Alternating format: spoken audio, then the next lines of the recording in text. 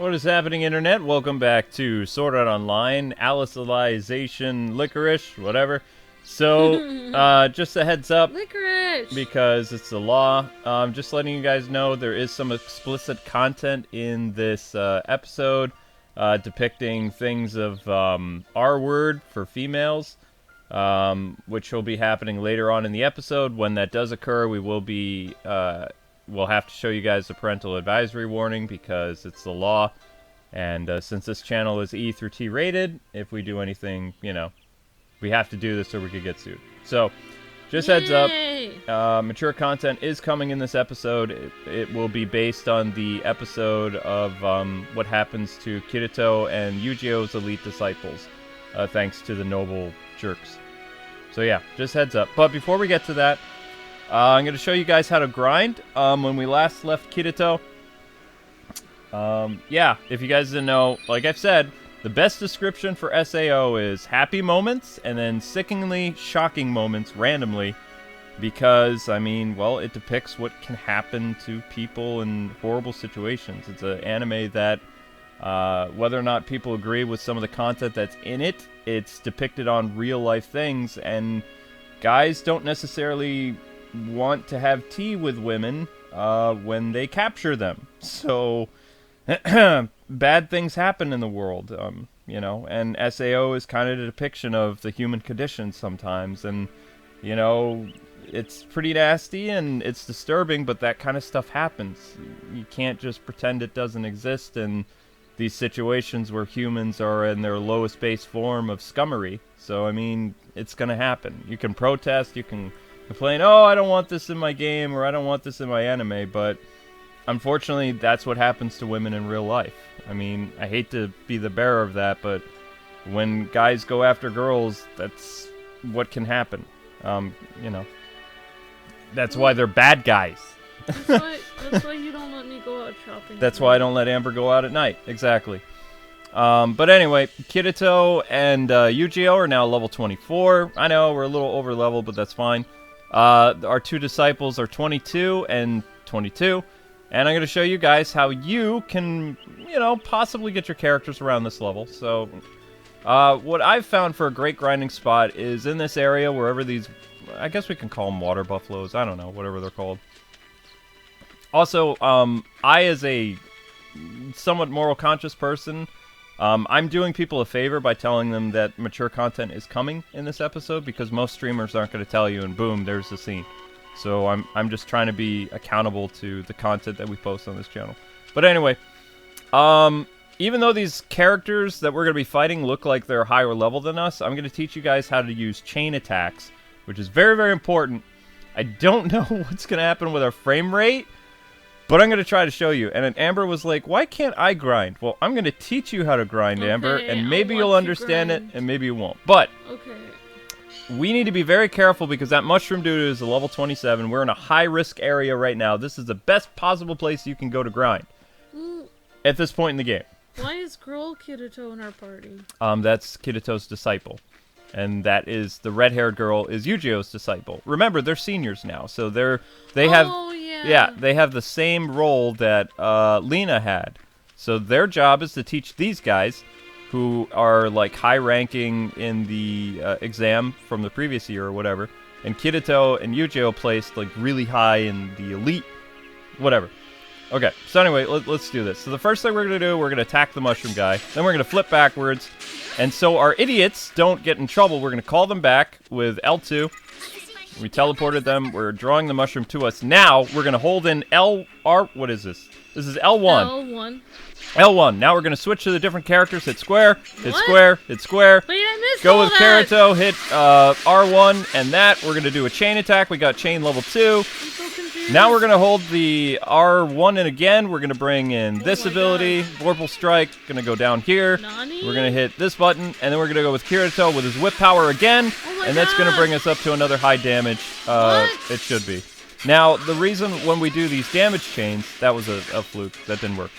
When we do these damage chains like this, what happens is it stumbles the enemy so that we can come in and basically wipe them out. If you do not do these chain attacks, then you are horribly in big trouble. Oh wow. You're not. You're gonna do terrible, and you have to make sure that all your characters are attacking in tandem. And boom. You're saying I can't just press A repeatedly? No, this is not a game where you can just button mash. You won't gain any levels.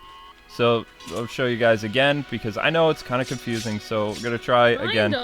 When you hit L1 like this, you have control of all your characters, and you can see how you have the face buttons here, like the triangle and the whatever. These are your arts. So your arts are gonna help you set up a combo, and then you can switch to all your characters and select their art. How? By the command cross? Yeah, by the command cross, but you'd have to hit like you would bring your square or your X or your triangle in immediately when you switch to this character, and then you switch to the next one.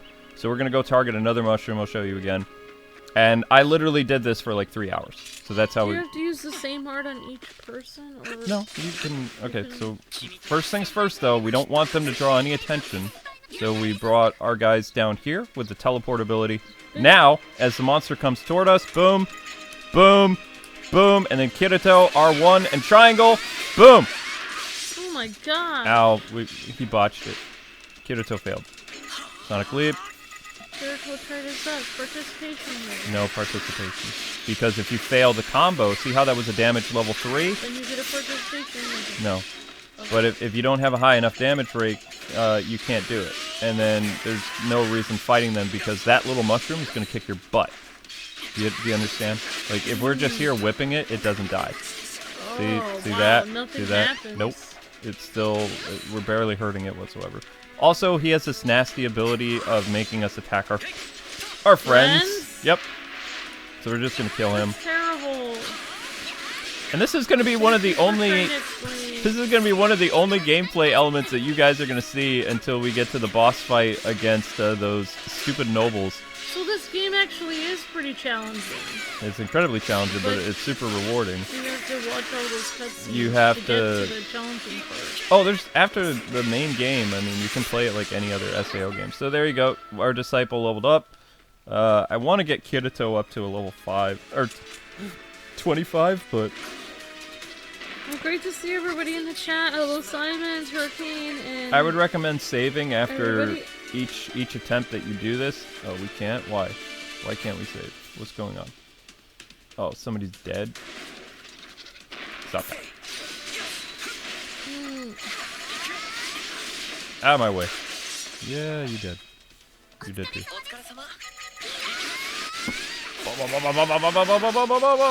Okay, now we can save. So I recommend saving, like whenever you can. Okay, boom. I must have missed that because I haven't been feeling well the last couple days, so that's why I had to go to bed. We can't fight the No, you didn't miss the scene with the disciples. You just missed the graduation eventually. Okay. I got you. Yep. You did miss what's her name taking on her abusive fiance though, which was awesome. Oh, I was kind of happy. I was cheering for that because it was like, yeah, take that fool down. Alright, so we're selecting all our party members. So I mean, it's become kind of like just common sense for me now, like how to do all this. But I mean, it's wicked annoying. So as you can see, the level of damage goes up, and then even though that mushroom was a really strong character, he's dead. See, boom, done. Just like that. That's all you do. And then you too can take on enemies that are stronger. Oh shoot! Sorry, we're dead. We're dead! We're dead! Retreat! Retreat! Because we can't fight. I've not been able to fight that moose thing yet, or whatever it is. I don't know. This is gonna kill us. But yeah, I don't agree with a bunch of people, like when they complain about, you know, what happened to Asuna, when they complain what happened to the disciples of Kirito and Eugeo. I mean, you can't ignore that stuff. It happens. Bad guys do horrible things. That's why they're bad guys. And that's why guys who are good guys, they have to step up, and it's part of the reason that Kirito and Eugeo get in trouble with the laws in this world, because they judge, jury, and executioners. You know? They punish bad people. Well, nobody else is. Right, but when people complain about that kind of stuff in SAO, I mean, SAO always has dark moments with stuff that happens to women, because it really does happen. Yeah. That's what SAO is trying to tell people. And I'm glad that, you know, they actually punish them for doing Oh, of course. I mean, most Nobody of else doesn't do most it. of the bad stuff that happened whenever there was violence toward women, the dude who did the instigating of the violence paid for it. Like, the dude who messed with Kirito's woman in the VR world, Kirito almost killed the guy. Yeah. He held back, but, you know, that dude almost died. The guy who attacked Shinon, Kirito beat the snot out of. So, I mean, you know. And the same thing, the person who attacked Leafa in the newest episode, she killed her.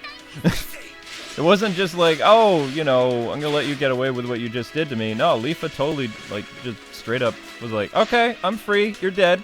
And that was it. And it was satisfying, too. It was like, dang. Don't mess with Leafa. Leafa cut you in half. Yep.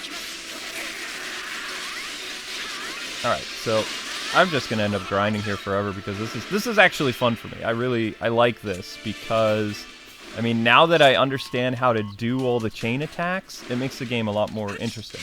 It's like, oh, okay, you know, I'm doing relatively well. And I'm just kind of stretching my legs before we have to do that one thing. Now, I don't know how the experience works. Like, see right there where it says Kirito's little meter? I don't know if that means, like, when that little blue bar reaches that one point, if that means he's going to level up. I just usually fight, like, the mushroom 6 times, and eventually I level up. Oh, okay. That's cool. Great to see everyone coming to the chat. Brandon, Brady Power, Ruben, Anime Girl, Adrian, Nani, Jorge, and Simons, and everyone, Minito, and everybody. So great to see you guys. Light 'em up! How do you guys not do what I told you to do? My God. I said kill the fool. Do you do it? No. So hopefully you guys understand the explanation that I did. I know it's really confusing.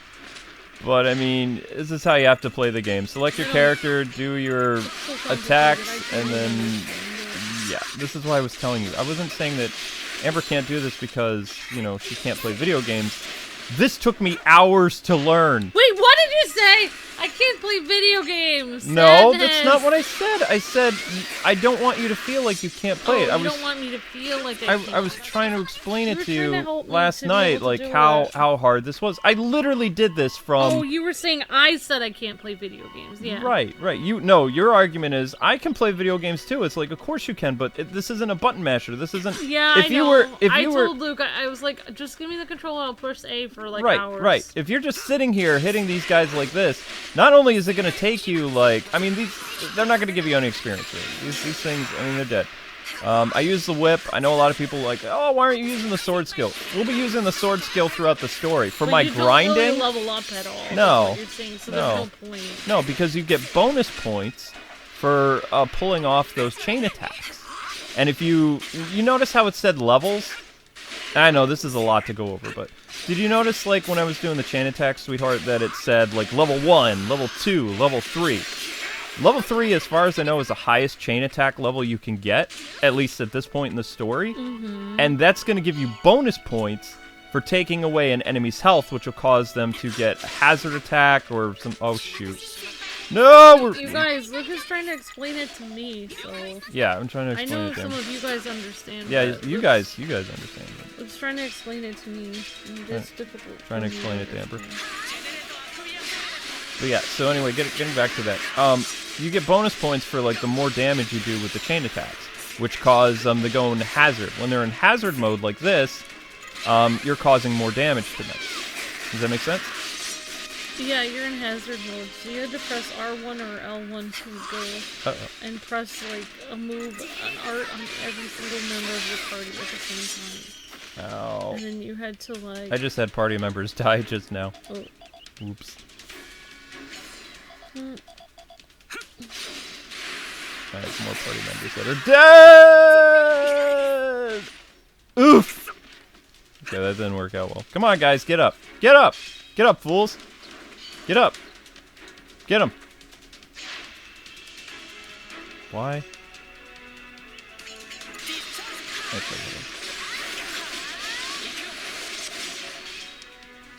yeah, you guys, Well, I mean, I don't really want to go into this, but, like, please respect our admins in the chat. Don't, like, mock them if they try to ask you something nicely, because basically, they're a lot nicer than we are, so if we see you guys, like, trying to make fun of our admins, it's not going to be good for you. So. What was our goal, do you remember? Kirito needed to be level 25 for us today? Alright, good. Kirito is a good enough level, so let's continue the story. Which means cutscenes! Yay! Also, we're not in the capital yet, so I don't know if we're gonna get to grind again after today, so I think level 25 is pretty good. A lot of people have been telling me, don't be like a level 18 or don't be a level 17, don't be a level 20 when you fight the admin. So, if I don't get to grind again, I'm now a level 25. So that's 5 levels above. And I have some pretty good skills, so I think we're good to go do the story now. So it's great to see everybody come into the chat. Just again, if you guys were not here for the beginning of the video, we did put an advisory. This will have there is a warning that will be issued for today's episode because it does consist of the scene of the nobles R-ing or attempt R of the 2 girls here. Mm. So it's straight from the episode, but it's not quite as graphic, but it's still pretty dark. Yeah, like I haven't actually, but yeah, it's probably implied in some way. It's heavily implied. Probably not as twisted as the anime was, but yeah, just giving people heads up that we will be posting an advisory. Simon's like, it doesn't bother me. Aw, you're so sweet, Simons. Thank you for helping, as always, Simons. You're such a good puppy. We appreciate you so much, Simons. Thank you. And everybody watching, we appreciate you guys. And thank you guys so much for watching today. Luke actually took me out for ice cream, so that's why we're a little later. Yep. Anyway, guys, the cutscenes have begun! Start the timer. Oh, you want me to start a timer? Yeah, may as well. Yeah, I have an orange Julius that I'm drinking, which is it's very easy on my stomach.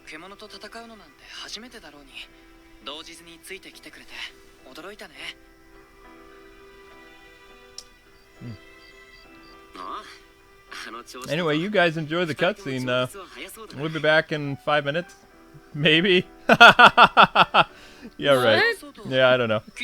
See you guys in 30 minutes. Oh no, Luke! Don't say 30. Okay, let's say 25.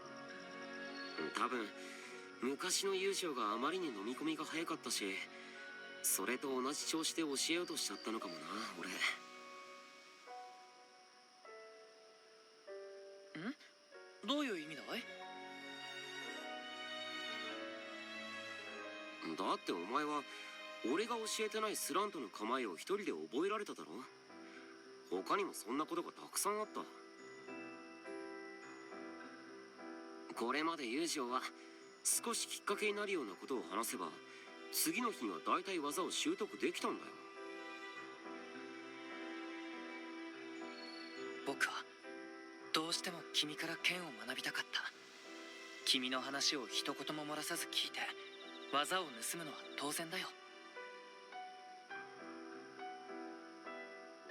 ふふん、そうかい、ユージオ君。うん。だから特別僕の飲み込みが早かったわけじゃないよ。何でも早く習得できるように努力をしただけなんだ。ユージは努力家で負けず嫌いだからな。そういえばユージオの指導生だったゴルゴロッソ先輩もユージオのそういうところが気に入ったんだってな。うん。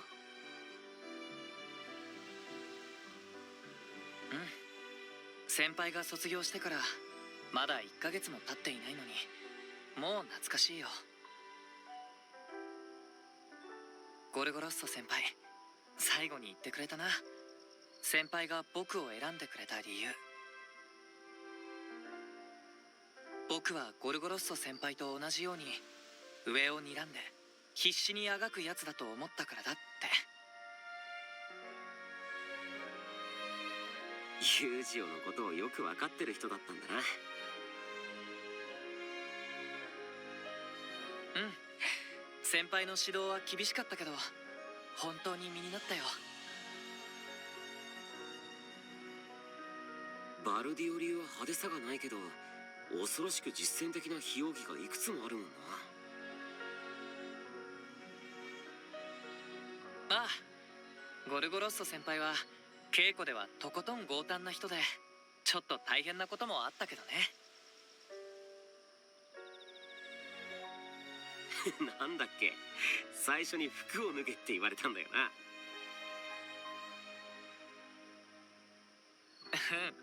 正直初めはかなり面食らったよ。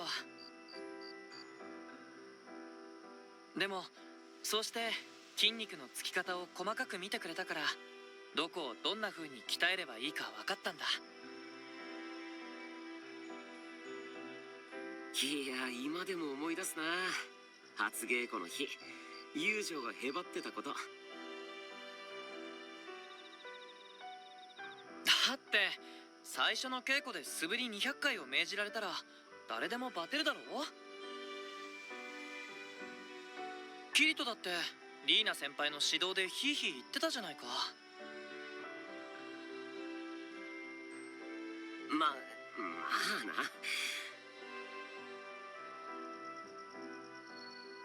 僕たちもそば好きの時代にはああやって厳しく時には優しく先輩に指導してもらったんだよね。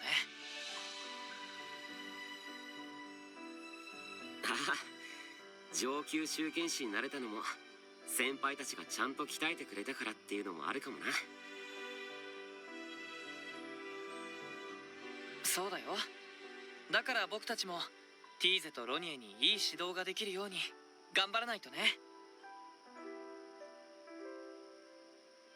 なあ、先輩たちによくしてもらったのを返すためにな。よし、それじゃあ次外出した時は蜂蜜パイを土産に買ってくるか。ちょっとキリト、君のいい指導は美味しいものを食べさせてあげることなのかい？そういうわけじゃないけど、自分が先輩にされたら嬉しいことを考えるとさ。まったくもう先が思いやられるな。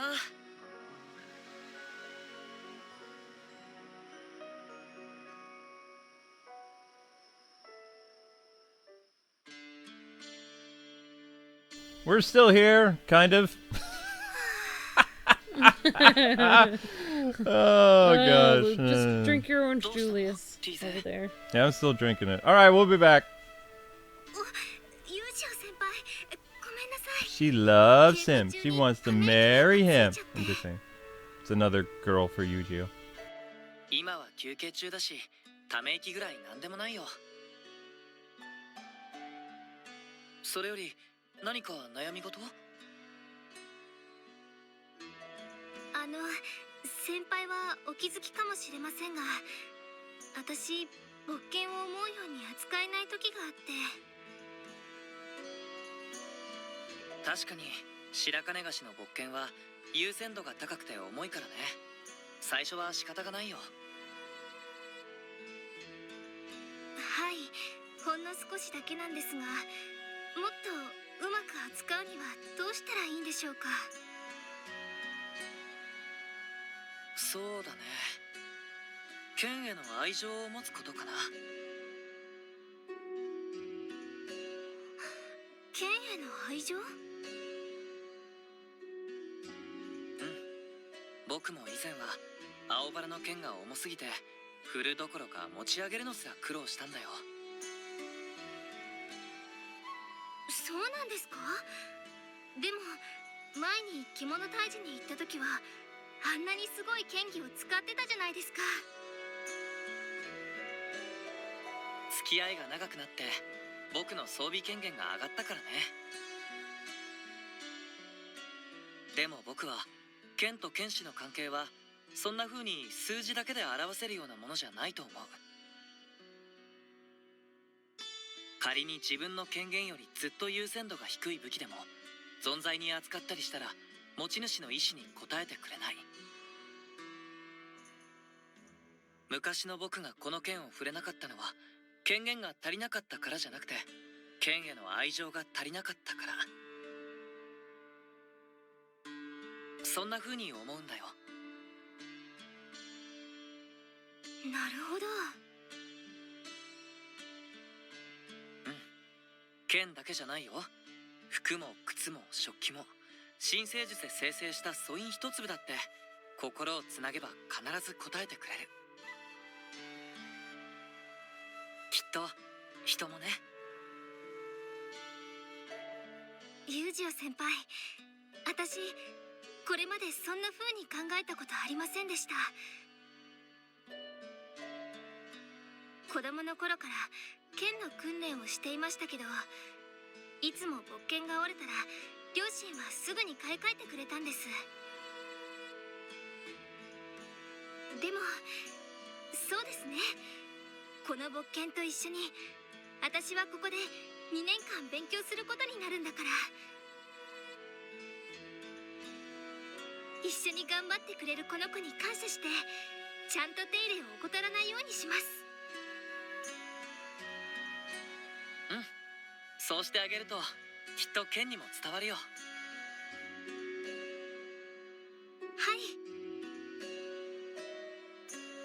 それじゃそろそろ稽古を再開する？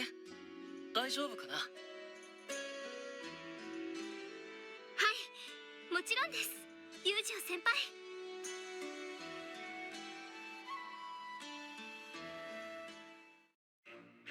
お疲れ様、ティーゼ。スラントの動きが前よりも良くなってたよ。そうですか？よかった。もしかしたら早速効果が出たのかもしれないです。効果？さっき先輩が教えてくれた剣への愛情ですよ。この子を大切にしよう。一緒に歩んでいこう。そう思ったらいつもよりこの子が少し軽く思えたんです。本当かい？それならよかったよ。じゃ片付けをしてお互い寮に戻ろうか。ユージオ先輩。なんだい？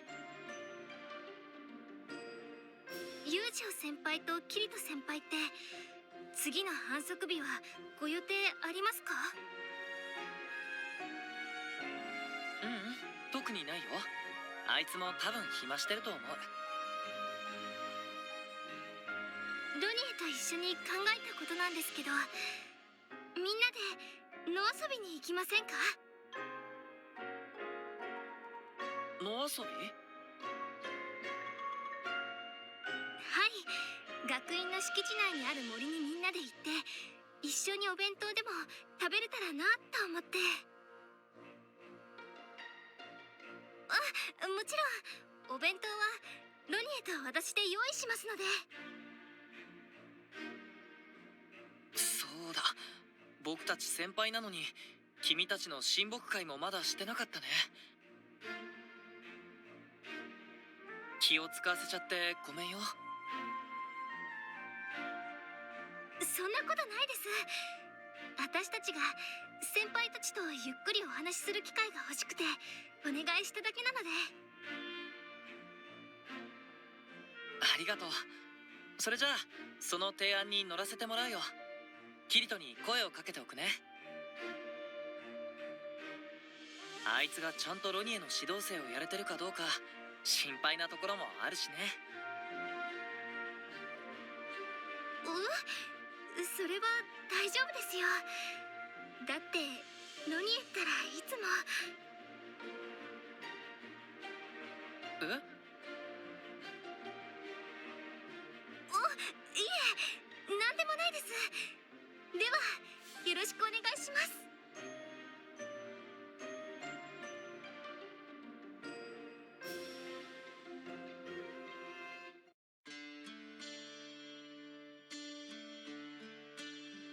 だからハイノルキア流の上段の構えから放たれる斬撃で事前に備えるものは一つしかない。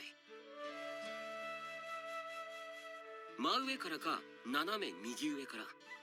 その他の軌道は必ず足を踏み替えるから、それを見てからでも受けが間に合う。なるほど。ではどうやって真上か右上かを見分けるというとだな。はい。心配したけどロニエとはうまくやってるようだな。話の内容はさておき。ちょっとユージオ先輩聞いてるんですか？ごめん聞いてるよ。で、なんだっけ？もう聞いてないじゃないですか。そのあんまり森が綺麗だからつい。珍しい動物もいるし。珍しくなんてないですよ、ユージオ先輩。あんなの外区に生えてる木にだっていっぱい住んでますよ。へえ、そういえばティーザはオート出身だったよね。家は近いの？実家は8区ですから、学院のある5区からはちょっと遠いですね。そうなんだ。あれ、ティーザは貴族出身なんだよね。貴族の屋敷は3区と5区に集まってるって聞いたけど。父は一応6等爵士なんですけど、でも下級貴族もいいとこですから。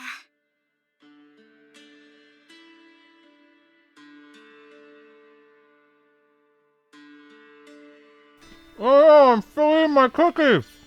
Stupid game!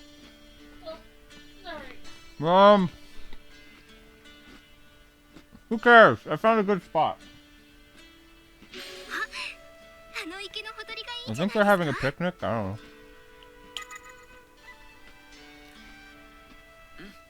あそこが良さそうだね。おーい、キリト、ロニエ、あの池のほとりでお昼にしようよ。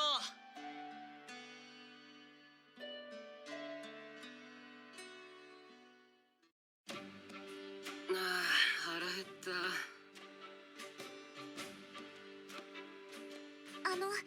私たちが作ったのでお口に合うかどうか。ああ、すっごく豪華な料理だね。2人ともすごいな。おお、さすがだな。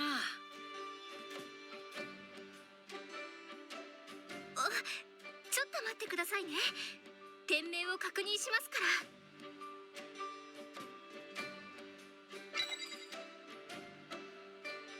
全部の料理の店名確認しました。大丈夫です。よし、それじゃあ。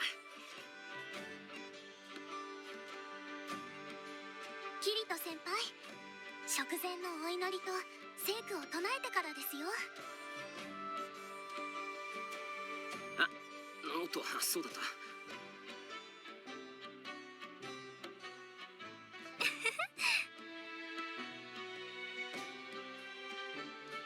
それでは。アビ・アドミナ。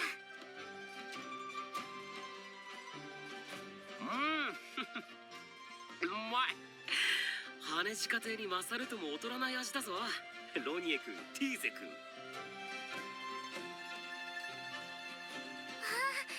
本当ですか？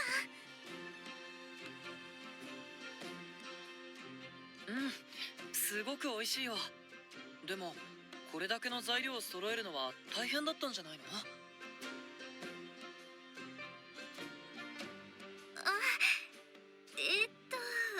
実は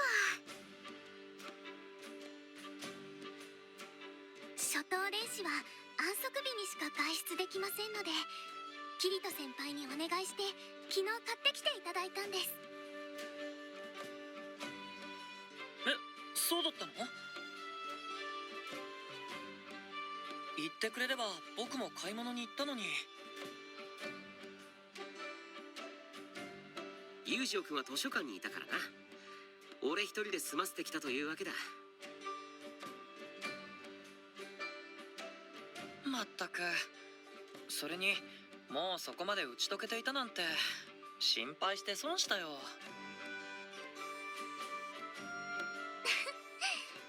キリト先輩は怖そうだけど、本当は優しい方なのはすぐに分かりましたから。そうなのかい？まあともかくキリトがちゃんとロニエと打ち解けてるならよかったよ。なんだ、ユージオ君はそんなに俺を心配してくれていたのかい？そういうわけじゃないけど、まあキリトはいつもなんだかんだ言って宿屋のおかみさんや子供に知らない間に好かれてるからね。確かにそう思えば心配する必要はなかったと言うべきかな。そうだ、先輩たちは長い間一緒に旅をしていたんですよね。なあ、中堅学院に入るまでの1年ぐらいかな。キリトと来たら旅の道中いつも破天荒なことをして周りや僕をびっくりさせてたよ。へえ、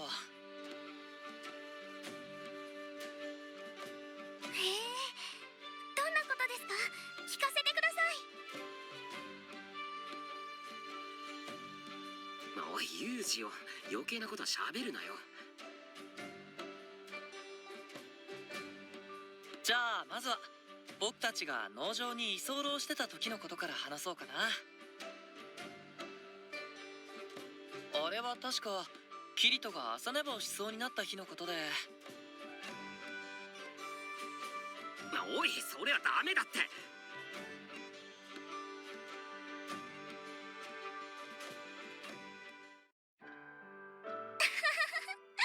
先輩たちの旅って本当楽しそうです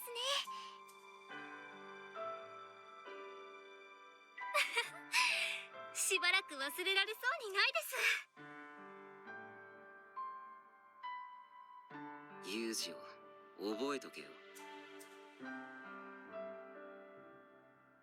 君の武勇伝を話しただけで変なことは言ってないじゃないか。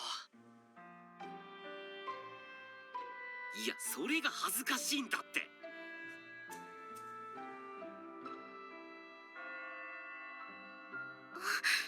もう4時半ですか。早いですね。ほんとだ。そろそろ戻らないと2人は門限に遅れちゃうね。美味しいお弁当ありがとうロニー、ティーゼ。それじゃあ行こうか。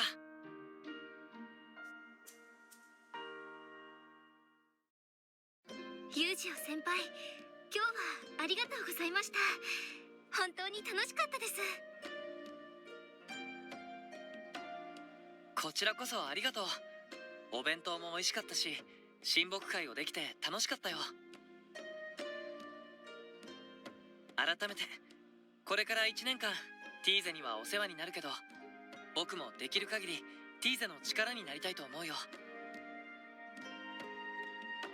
だからいつでも遠慮なく頼ってね。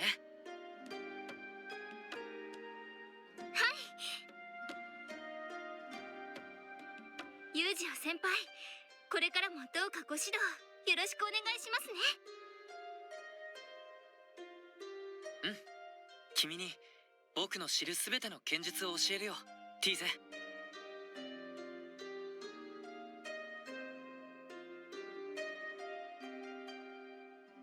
Oh, we're still here, no worries. Mostly. But yeah, guys, just heads up again, this is based on the anime arc with the girls, so happy moments followed by very dark. Luke, share your cookies with the chat. No! Oh, hey, Kirito, good morning. I think it's actually my time to talk. Morning, Eugeo, man. I'm hyped as heck about today's lunch menu. Oh, Kirito, you just ate breakfast, though. Pizza on a stick. No. If you can't enjoy eating, what can you enjoy? I suppose it's necessary for survival, I guess. Oh, okay. Well, I mean, you don't want to enjoy eating too much. Hmm. Run into problems. Indeed. Oh. I've never seen the Academy. Oh, never mind. Oh, They're wait, back. Where are they? They're there. That's them? That's the girls, yep. Both in love with Kirito and Eugeo. Oh, I guess they've got it made. Noble girls in love with him. Wow. They would have had it made. I mean, they have it made. And with that, I'm gonna shut up now. Okay. Enjoy another 20-minute cutscene. No! Yes! Yes! もちろんだよ。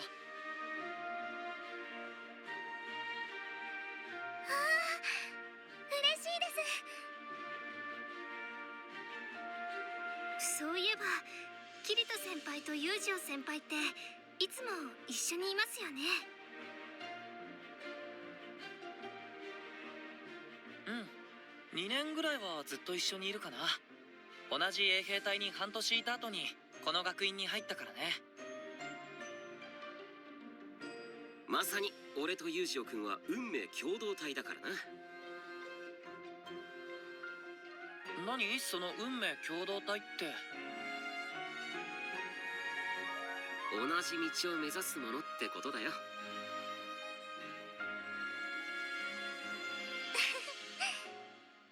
なんだか二人ってとても仲が良さそうで羨ましいです。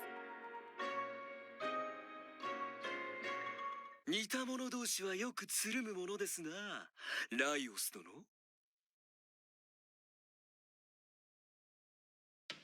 さしずめ、新たな曲芸の打ち合わせでもしているのだろう。次の出し物を楽しみにしようではないか。そうですな、ライオス殿。まことにいつ見ても獣同士の馴れ合いは微笑ましいことよ。しかし奴ら貴族の子女をそば好きにするなど、いやしくも貴族の真似事をしているようですぞ。案ずるなウンベール。貴族とはいえ六等爵家。不憫ではあるが、末席の娘たちにはふさわしい苦行ではないか。アンティノス集権使殿にジーゼック集権使殿。何かご用件でしょうか？貴様、無礼だぞ。ライオス殿の名を口にするときは首席集権士殿をつけるべきであろう。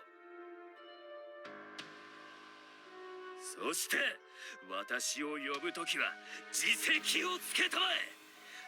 これだからしつけの足りない平民は困るのだ。落ち着けウンベール。曲芸師は芸の打ち合わせに忙しいゆえ、礼節を尽くしている暇などないのだ。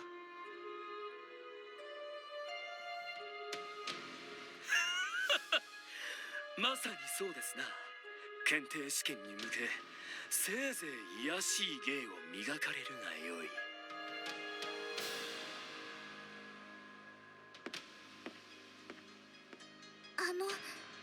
今のって。ごめん、二人とも。僕たちと一緒にいたせいで巻き込まれちゃって。いえ、そんなことはいいんです。アンティノス上級集権士殿とジーゼック上級集権士殿はキリト先輩とユージオ先輩にいつもあんな態度を？ああ、初等練士の頃からだよ。もう慣れたけどな。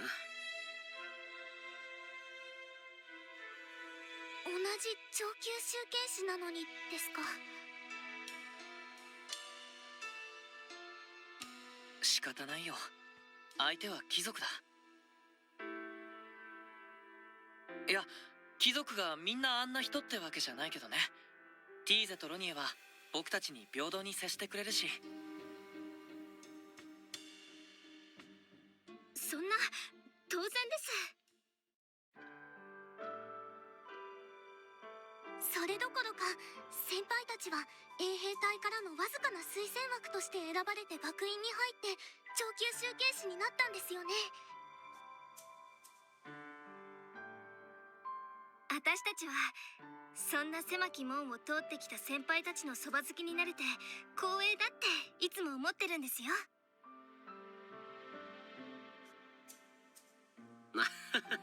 そんなに褒められると照れるな。うん、なんだか恥ずかしいよ。でもライオスたちには気をつけてね。もしあいつらに何か言われたら僕たちにすぐ相談してくれ。そうだな。学院則に背くようなことはしないと思うけど、何をするかわからない連中だから。はい、わかりました。気をつけます。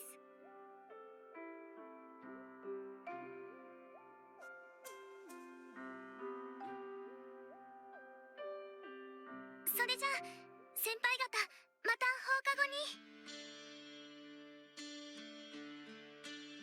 本日も稽古よろしくお願いします。うん、またね。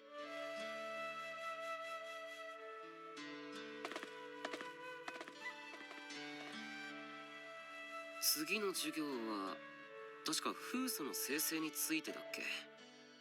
あ、宿題忘れたかも。まったく何やってるんだよ。剣の練習ばっかりしてるから。それにしてもライオスとウンベールがティーゼとロニエにまであんなこと言うなんて。ああ、後藤爵士以下の貴族をバカにしてるのは知ってたけどな。気をつけておいた方がいいね。僕やキリトは慣れてるけど、ティーゼたちがいじめられたらあまりにかわいそうだ。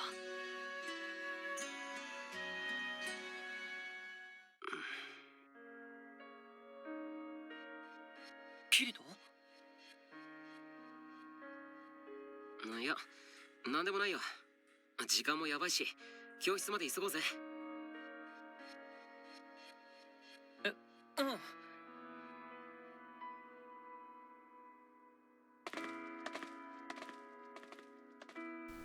Oh, okay. Well, that was 20 minutes, so that means we get to talk for about, okay, that's it. なぜか嫌な予感がした And here comes another 20 気のせいだ minutes. と思いたいが Boop.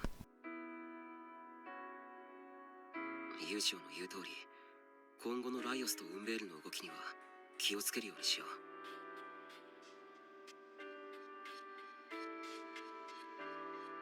う Or am I mistaken? So there's a lot going on. Once we're on the world map again, if we get to go to the world... Nope, we don't get to go to the world map again. I'll explain later, I promise. Or in future episodes, about everything that's going on. さてとユージオ君 Care for some light 軽く training. 稽古でも Okay. どうかな僕は全く構わないけどね。でももうすぐ上級新生術の試験だよ。しかも筆記の他にキリトの苦手な闘争生成の実技もあるよ。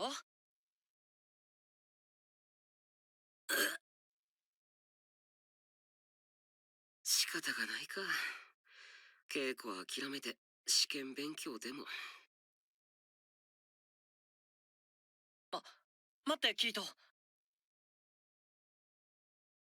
うんやっぱり稽古に付き合うよ。それはありがたいけど新生術の試験もあるしさ闘争生成の練習は次の機会に僕が手伝うよ。だから今日は僕の稽古に付き合ってほしいんだ。そこまで言うなら構わないけど急にどうしたんだこの間ロニエやティーゼと課外授業を受けた時のことを覚えているかい？もちろん衛兵隊から聞いていた以上に獣が凶暴で苦戦したんだよなあの時僕はキリトのように動けなかった。仕方ないだろ突発的な状況だったしさでももしかしたらロニエやティーゼに大きな怪我を負わせることになっていたかもしれない。実戦経験が少ないからなんて理由でいざという時に行動できないのは悔しいだろう。まあそうだなというわけだからキリト今日は僕の特訓にとことん付き合ってもらうよ。分かった任せろそれじゃ修練場へ急ごうぜ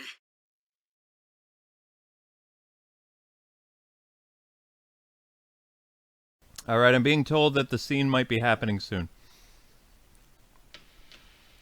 おやユージを集権し I hate that guy. それにキリト集権し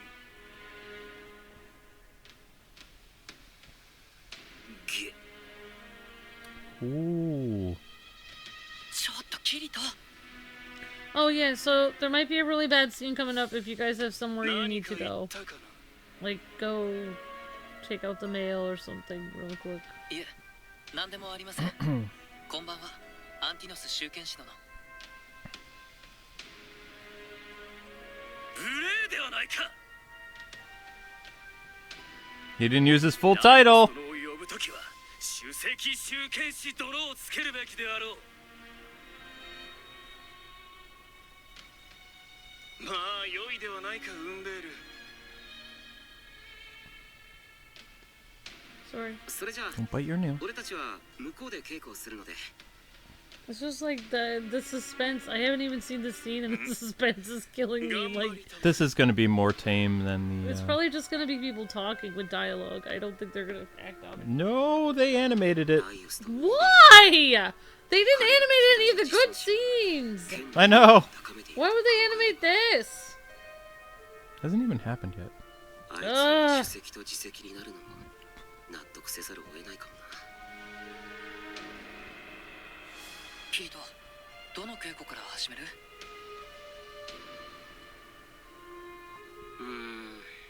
あいつらが修練場から出ていくまではとりあえず素振りで体を温めようぜせ。それじゃ。 Matt says these cutscenes should have some action to them.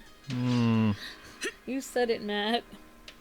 So while they're off training, but they didn't い even. やはや、いつもながらユージオ殿の稽古はくしきものよな。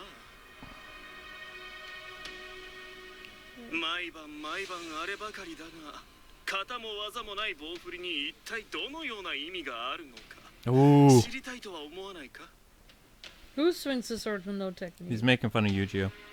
まったくですな、ライオス殿。 Well, that guy has a weird looking face. 気にするな、ユージ No オ。 offense. Don't let it get to you. Just keep training. 分かってる。 They're trying to get under your skin so they can get you kicked out of school. 聞けば、 Why are they over here talking to us while we're trying to どこぞの train? 田舎で木こりを Don't して they いて have somewhere to be? 剣技の一つも知らないそうですぞ。 Oh, he's talking about his village. Oh. そのような事情があるのなら、同じ量で修練する者としてせめて型の一つなりとも矜持差し上げるべきだったかな。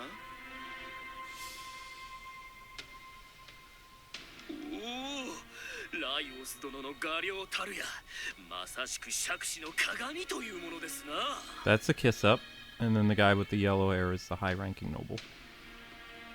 Eugeo. どうかな、ユージオ殿。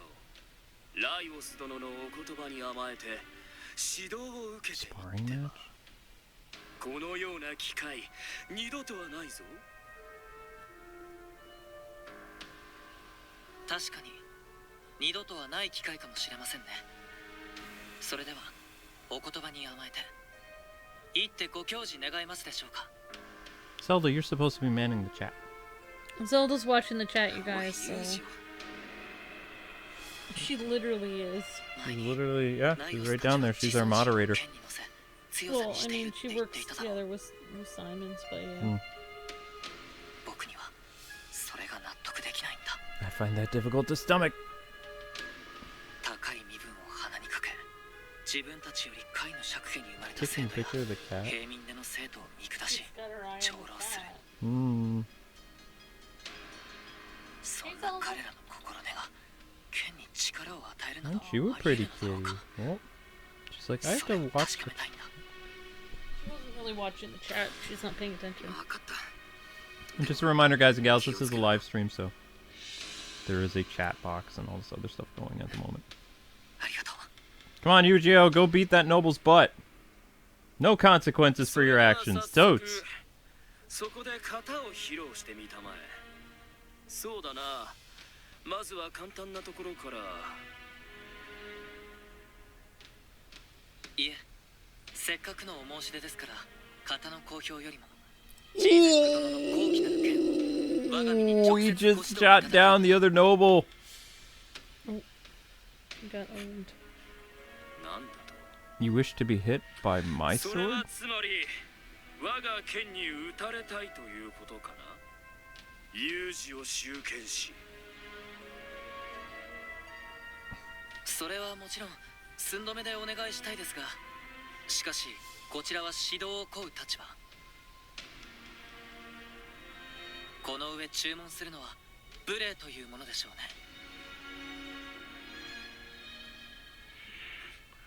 ほほう、なるほどなるほど。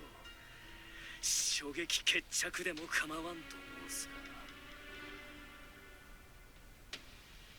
な。よかろう、我が剣技を有事を集権しに披露しようではないか。 One strike match that they're not going to animate. では参るぞ。ハイノルキア流の神髄、その身をもって学ぶがよい。 Come on, show it!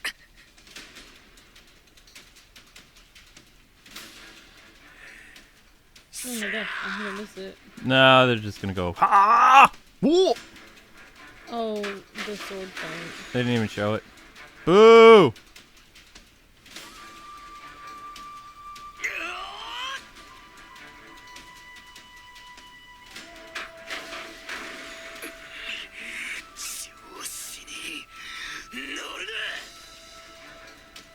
Oh, okay, so there were several instances that led up to the scene.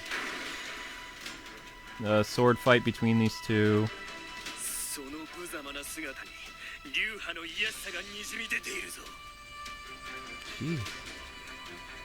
あわよくば次の検定試合で俺やライオスどもに取って代わろうと思っていたんだろうが、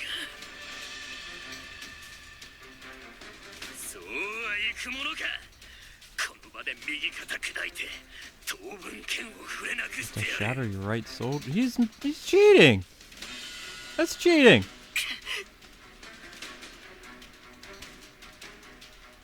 ユージョ、恐れるな。 Who is cheating? そうだ、僕はバカか。剣士が怪我を怖がってどうする。 Honestly, this is why whenever crazy people try to challenge me, I try to walk away as soon as I can, because the more you talk to them, the more crazy they get. They should have animated this. This looks ridiculous. He gave him a hug. He's giving him a little shoulder Yeah, shoulder hug. Aw, look at the little hug he gave そ him. こまで。この立ち合いは引き分けとする。 I declare this match a draw. ライオス殿、俺、いや、私がこのような田舎剣士と引き分けるなど。ウンベール。は、わかりました。 As you wish, Vader. 貴殿の真なる技、大いに楽しめたぞ、有事を集権し。 Imperial Circus. Oof. I feel like this whole, like, everything is, like, all negative-y. I really appreciate your advice greatly.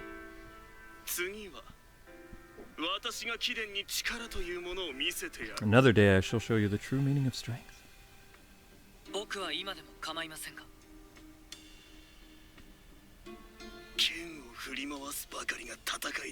There's more to fighting than swinging swords around.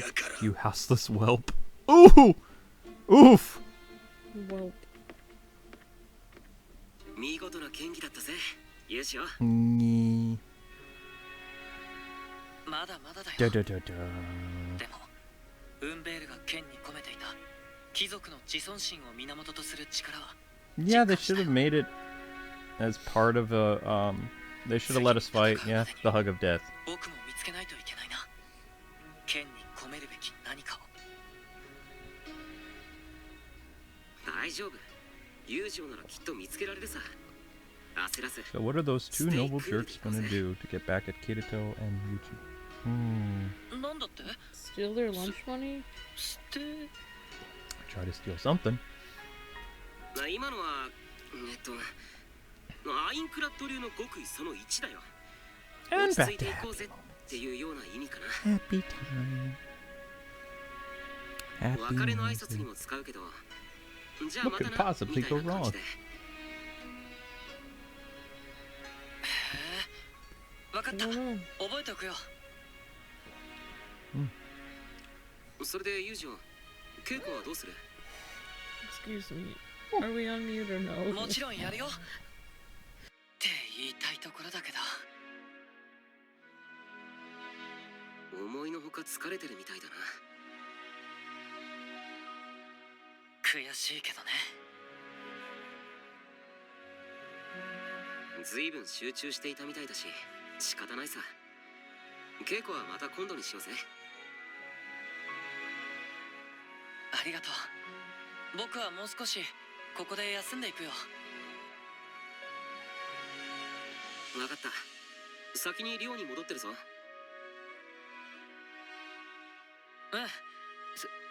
ステイクール。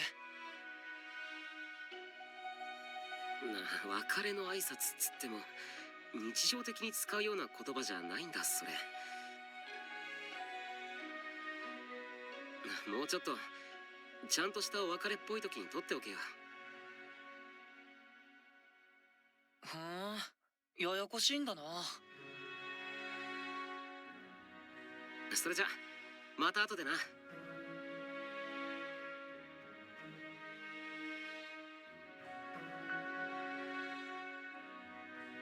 It has been 47 minutes of cutscenes according to Amber's stopwatch. And now 48! ロニエ、ティーゼ。 Okay. 友情先輩、キリト先輩。 It's time for a nice date with these two again. Yay! Happy times! また課外授業への参加が学院から打診されたんだけど。もちろん行きますよ。ティーゼも問題ないかい？はい。ただ一つだけお願いがあるんですけど。なんだい？課外授業が終わった後、少し話せたりしますか？ユージオ先輩とキリト先輩に聞いてほしい話がありまして。もちろん大丈夫だよ。ありがとうございます。それじゃあ準備ができ次第出発しよう。 Oh, we actually get to play the game! Whoa! Whoa! Whoa! My goodness! Okay. This is insane! Did I ever collect your stupid Yeah, wood? the cutscene is still coming, you guys. It's just not here yet. It'll be here. どうも。 Did you gather the wood I asked? Dang it. はい。 I don't know where to get your stupid wood. Why not just go buy it, dummy? Blah, blah, blah, blah. Did you gather the wood I asked? No, I didn't. I don't care for your stupid whatever. Wait, is this actually a map? Wait, what is this? Okay.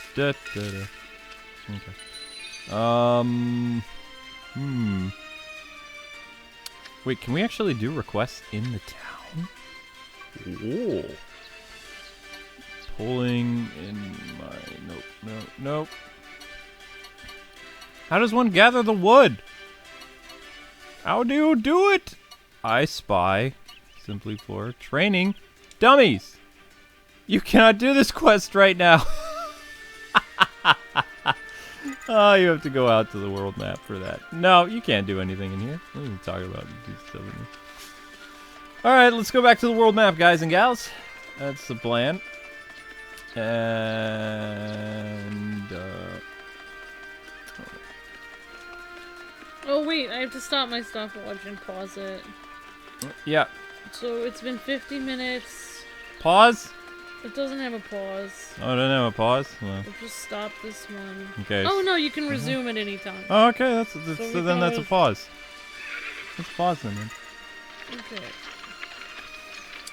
Let's see, they give you, so it's like 40 to 50 minutes of cutscenes, and then you get to play the game for about 5 minutes, stretch your legs, get something to drink, use the bathroom, and then go back and do more cutscenes. Somebody was saying that they went out, they took the trash out, they did some dishes, they did some errands, they went outside, they got something like the mail, and they came back and the cutscene was still on. Gosh, that's crazy. The cutscene was still Oh going my on. gosh, that's amazing. I mean, maybe that's a bit too much. I think. Oh my god. Oh no! Resume it.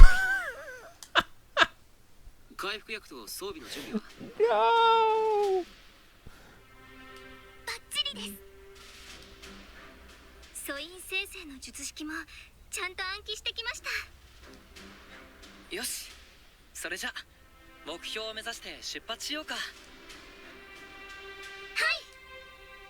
Okay, whatever. Alright, so the difference between my characters and your characters, people watching, or YouTubers who've already completed this game, usually your sidekick characters are only about a level 9. I got them all up to about level 23, so in reality, those noble morons wouldn't be able to mess with my girls, because look at them! They're super strong right now. They're like on equal level, if not, they're probably higher than the nobles. The nobles are probably like maybe level 14 by the story. they outrank them in terms of skill. And Kirito is a level 25. He's stronger than anybody because he's Kirito-kun. I'm just saying. Actually, where are they having us go today? Oh, they have us go way up there. Well, I don't feel like walking all that way, so we're just gonna teleport. Alright, so today's story is in this area. Okay. Then we'll do this. Yoink. Over the mountain. Ow. Come on, Kirito, run. Run, Kirito, run! You can do it! Alright. Cutscene. Okay. ロニエ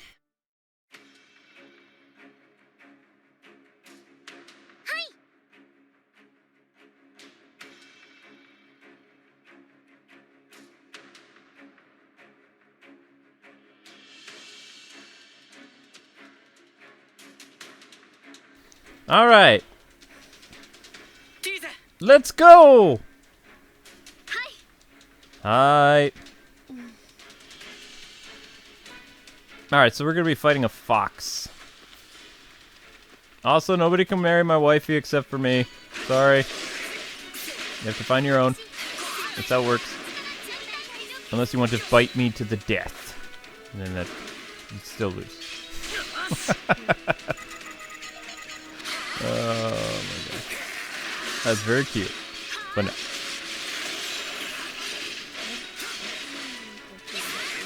You are very pretty. Very flattered, but no. The wolf is gone! We win! Wait, is it dead? Yeah, I was gonna say, it's totally dead. Congratulations! You OP'd the wolf! Wow, okay, never mind. That was just a few seconds of gameplay. Now what? みんな無事か Oh, that's what. はい大丈夫です Daijobu. ごめんロニエティーゼ手助けすると言っておきながら危ない目に遭わせて謝らないでください参加すると決めたのは自分の意思なのでそうですよそもそも私たちがもっと強ければあんな獣に苦戦することもなかったはずですしいやそんなことはまあ全員無事だったんだからひとまず良かったじゃないか俺たちが油断していたのは事実だ次はもっと慎重に行動するからまた一緒に来てくれないかはいもちろんです自分たちもそれまでに腕を磨いておきます俺たちも頑張らないとなユジオうんそうだねさあ目標は倒したし学院に戻ろう No, I don't want to go back to the academy. We're gonna run around. Let's go to an area that we shouldn't be in yet. Let's do that. We're gonna have, guys, we're gonna take a 7-minute recess from the cutscenes. And, I also want to talk a little bit about what's gonna happen because they're probably gonna change it. Because this is a game version, so it's... I would not advise going pause this and go watch the scene. Don't do that. Because there was a lot of context up to what happened. So, as you can tell, the nobles are jerks. They're bad men. Bad guys. But there was a lot of reasons why they did what they did. The fight that Eugeo just had kind of smeared the younger noble, and he wants to get back at Eugeo. And, you know, the other guy really hates Kirito. And also, Kirito and Eugeo end up spoiling their fun. Where everybody who is an elite disciple has a page, right? So, these are our squires, or pages. These are our sidekicks. Every senior who is a high-ranking senior gets, you know, a page, or whatever. Mm-hmm. So, those noble jerks, they have girl pages as well. And Kirito and the girls discover that the bad nobles are doing some, we'll say, Pressuring their pages for favors. Yeah. Adult favors. And it's really hurting their page's feelings. So Kirito and his group find out about it, and they're going to notify people about it. And the girl who is being pressured to do things that she doesn't really want to because she's just there to learn swords thing and not be basically like an escort or whatever to the bad boys. They find out about it. They're going to get in trouble, and they take it out on the smaller ranking nobles, which is Kirito and Eugeo's pages. And because of those things, something happens to Eugeo and Kirito where, well, I don't want to spoil too much, but it's not good, basically. But yeah, that's going to be coming up soon, so we'll give you guys a little advisory, let you know what's going on. But they're probably going to do it different in this game. Also, the reason why they do it too is both girls are in love with Kirito and Eugeo. They are low-ranking nobles that really, really like how kind both boys are, and they want to be with them. They want to marry them. Now, Kirito is spoken for, but Eugeo, not so much. So who knows if red-haired girl could have convinced him to marry her or not? I don't know. Some people believe that he really loves Alice. Other people believe that he loves the nun that was in the town he came from. It is what it is. But things don't go according to plan, because it's Sword Art Online. That's all I could say. But right now we're on a recess, so. Because I really don't feel like going and sitting through 45 minutes of dialogue when I can actually play the game for 15 minutes. So we're actually not going to go to that cutscene till next... No, we're going to be there tonight. Episode? We're going to be there tonight. I want to get to the capital arc because the capital arc is one of the longest in the game. We need to start that. Whoa!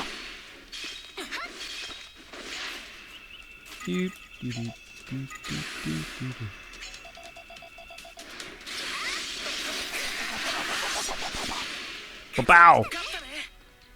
Oh wow, I beat those frogs a lot faster than I did last time. Cool. Frogs is a great grinding spot too. Alright, let's get the chest, and then we're gonna go take care of that frog king. Because I don't know if we're actually come back to this area afterwards, so... Did I explain that well enough, or not really? Yeah, I think people that... Honestly, people that understand will understand. People that don't understand, it's probably best they don't understand, to be honest. Okay, people are wondering, number one, why you're not sharing your Oreos with the chat.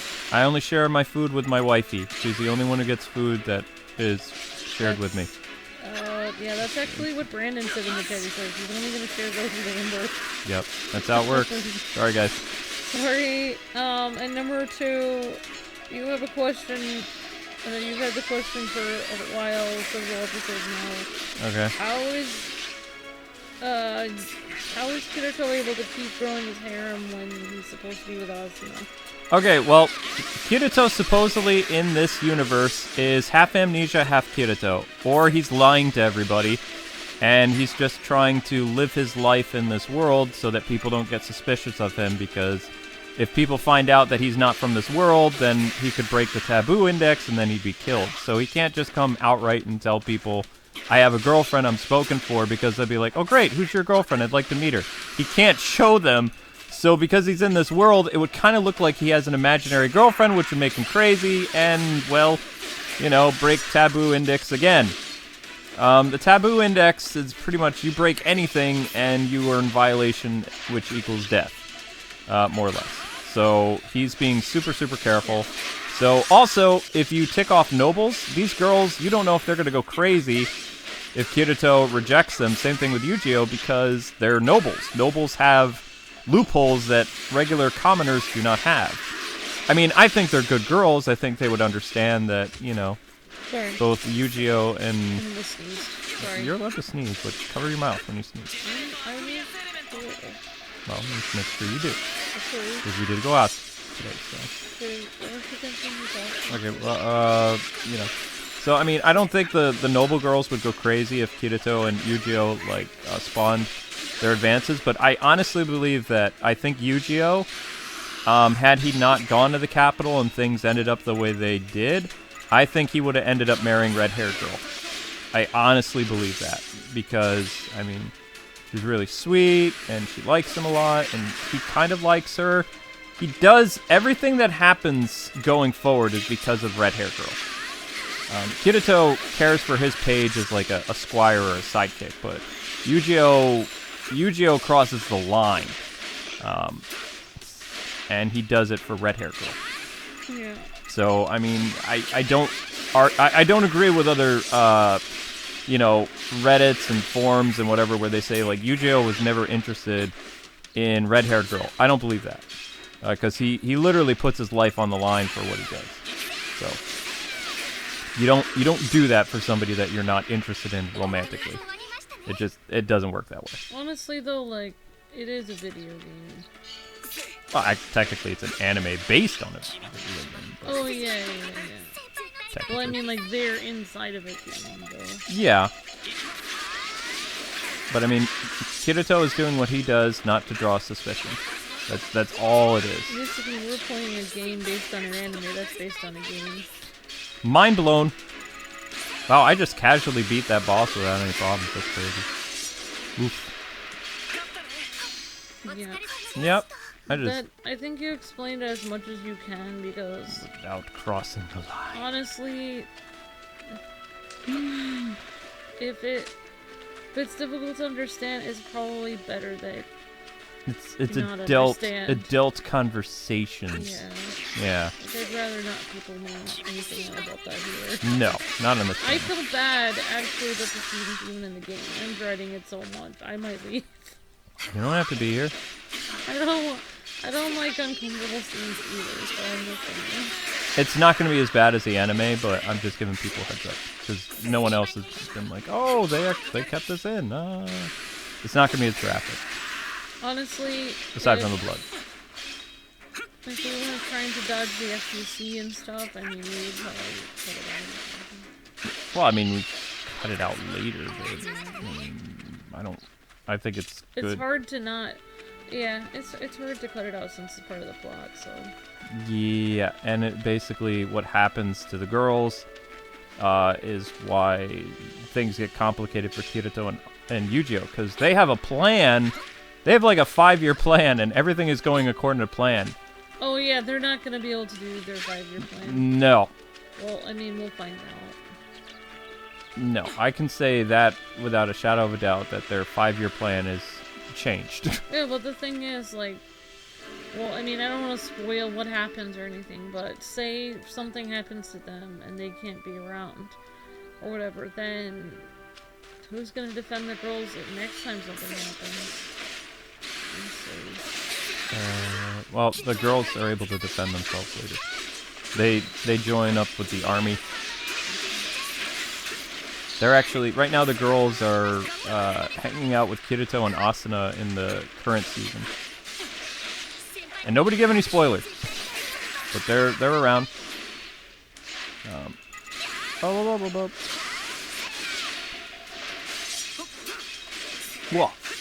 What?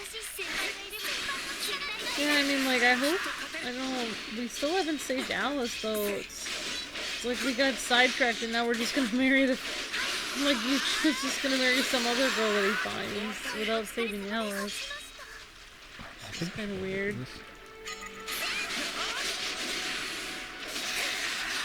Oh, I don't think we can beat this guy. We'll try. We will try. Why are you guys not attacking? You need to attack. Why is it not chaining? There we go. There we go! Yeah! That's what Papa likes. Booyah! Woo! It's go time, Krabby! Yeah! Later, fool. And that, ladies and gentlemen, is why you chain attack. Hee hee! Good job. I know, right? Alright, so that guy's done. Now we go back and talk to the statue. So the Kirito's page is the red-haired girl. No, red-haired girl is Eugeo girl. So Kirito's page is Brown-haired girl. Wait. We did. From the quest, select this and choose subquest. So you were saying that. Oh. Oh, 3 out of 10. Man, I'm never gonna complete all that. That's lame. That's You were just saying lame. that Kirito might have married the brown. No, Kirito would have told her flat. No, because Kirito, he's pretending to have amnesia. He knows about Asuna. He knows about how to log out of the game. Kirito's plan is, I don't know if you can see it from here. Let's look. Kirito's plan is to head to. Come on, do they show it? There's a giant tower in the sky. No, you can't see it from here. So Kirito's plan is to head to the giant tower in the sky and get to the computer and use the admin to log out so he can go back to Asuna. He's even lying to Eugeo saying, "Oh yeah, I'm going to be with you forever." No. he's not going to be with him forever. He's like, "The only way that I can get out of this stupid game is if I get to that tower and find a way of logging out." That's the only way I can get back to the real world. He doesn't want to be here forever. Isn't that where Alice is? No, Alice is in the game. Oh, Alice is located in the... There's the tower. See? Eugeo wants to... that's their goal. They want to go there. That's what I'm saying. But isn't Kirito wants to go to the tower also? To log out of the game. Yeah. It's not to find Alice. But it will help. I mean, they can help each other. He's not just going to be like, "Oh, you're on your own to save Alice. See you later, Eugeo." It's never... I mean, it never comes to that point, but you don't know with Kirito. He would have just left Eugeo there? He probably would have logged out, gone to see Asuna, and then came back into the game, yeah. Or brought Asuna with him. Or his friends. I don't know. All depends. All depends with Kirito. He's strange. But he's not planning on marrying the brown-haired girl. No, he wasn't planning on being with Lena. Eugeo's planning on dumping Alice for the red-haired girl. As far as he knows, Alice is dead. Like, he thinks Alice is alive. He's not sure. But we don't know if he ever loved Alice romantically or not. I don't know. Some people think he did. There are forum sites dedicated to Eugeo and Alice. There are some groups dedicated to Eugeo, and I think her name's Tessa or something. I don't know. I just call her Red Hair first. Yeah! Everyone forgets the page's name. Yeah. Everyone forgets the page's names. They're there. They're only for a couple episodes. And then it's just Eugeo and... Yeah! Bug time! Bow! Go, go, go, go! Go ninja, go ninja, go, go, go! I'm like one of the only YouTubers that uses the whip. Everybody uses sword skills. I like the whip because it chains really well with like all the other moves that people are doing. So that's why I use it a lot. Hurricane says, so far I can see that the high nobles are negative deviant. They're really bad.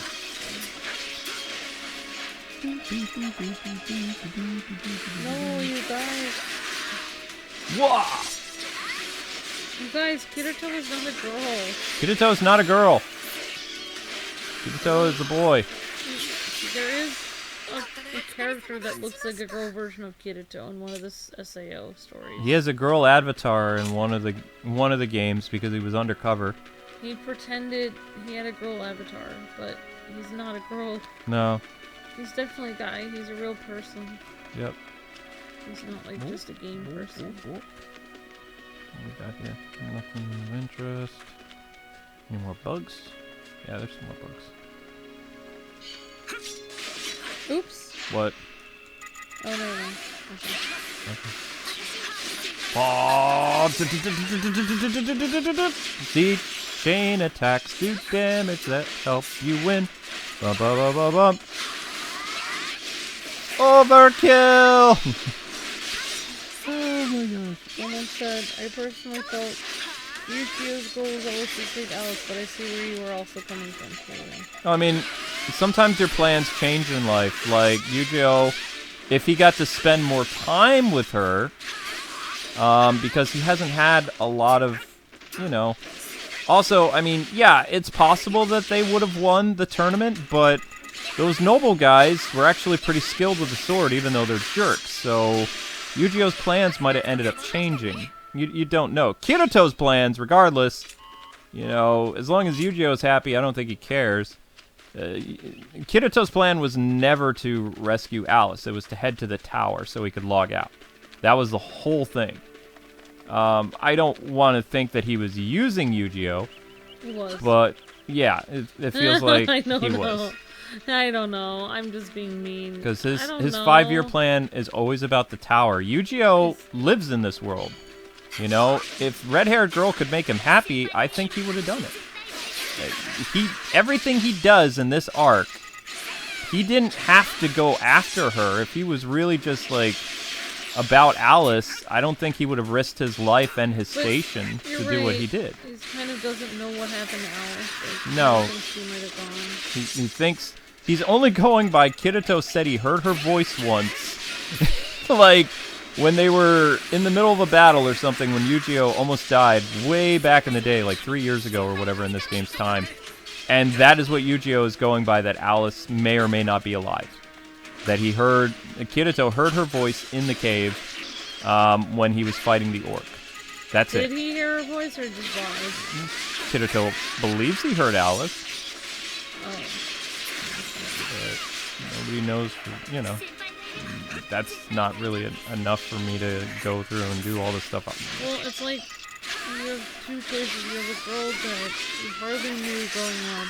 No, he knew her. He knew her for about 6 or 7 years. Yeah.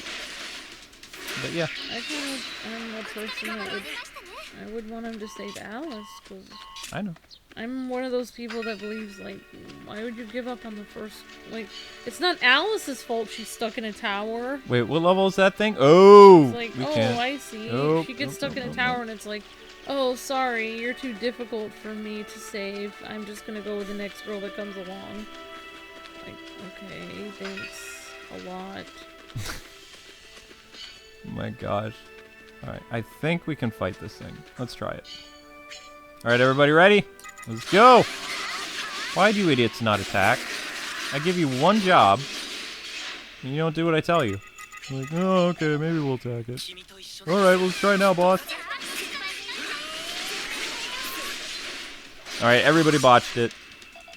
Everybody failed. Way to go, team. We did not do the team attacks, guys.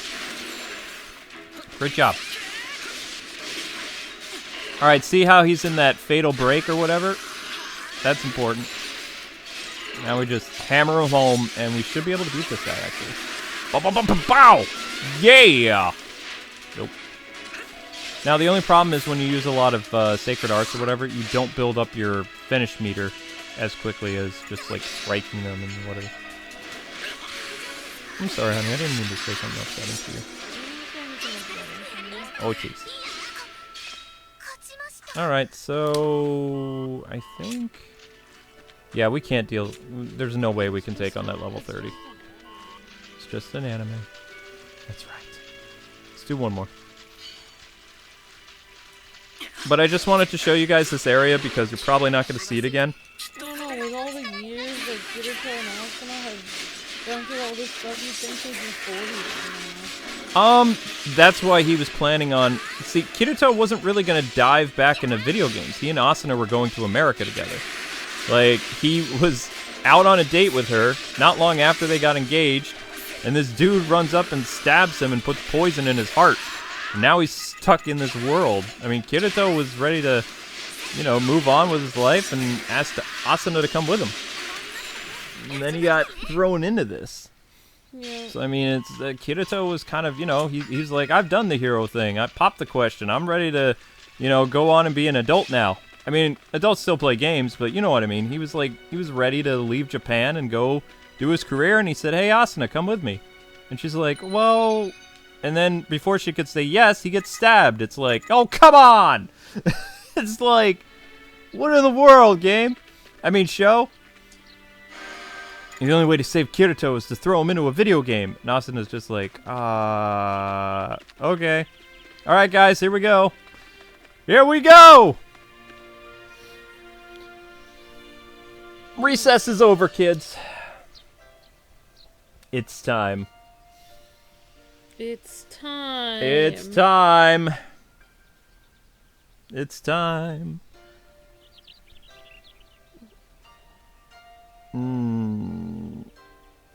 This is gonna be interesting.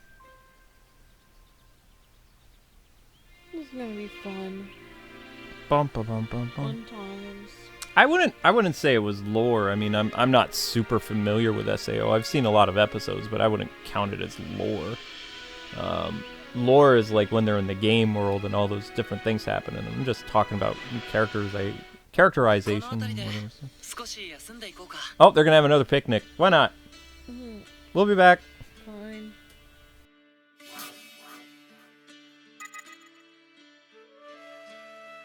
ああ、そうだな。それより今回は無事に獣を倒せたな。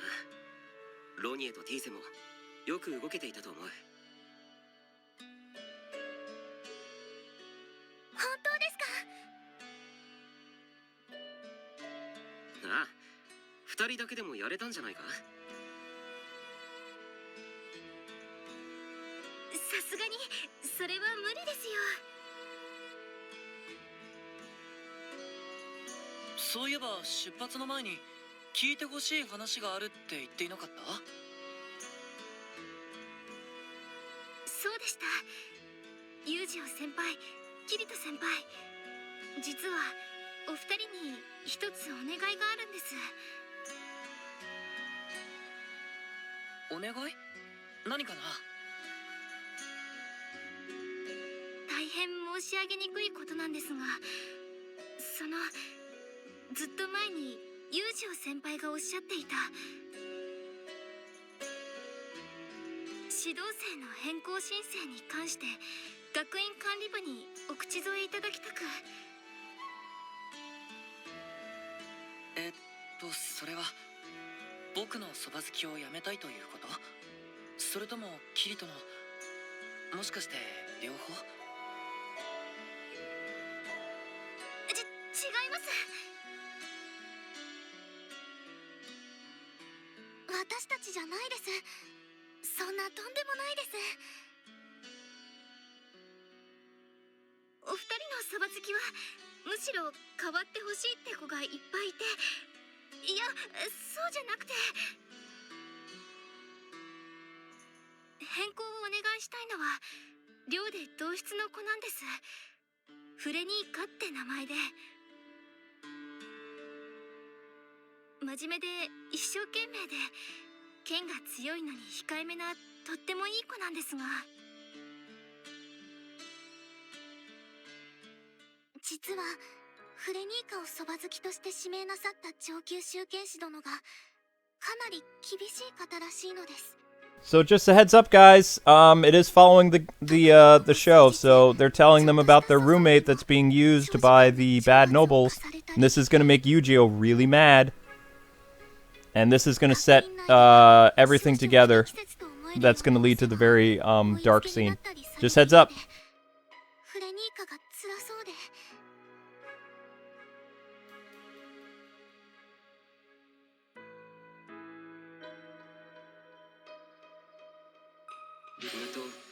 フレニーカの指導生の名前は？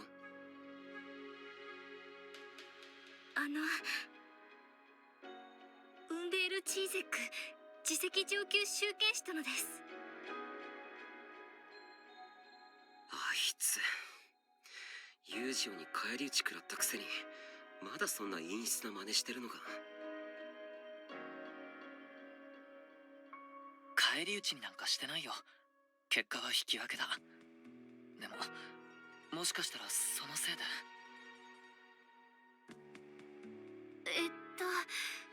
つまりジーゼック上級集権士殿はユージオ先輩と立ち会いで引き分けたことの払い捨てっ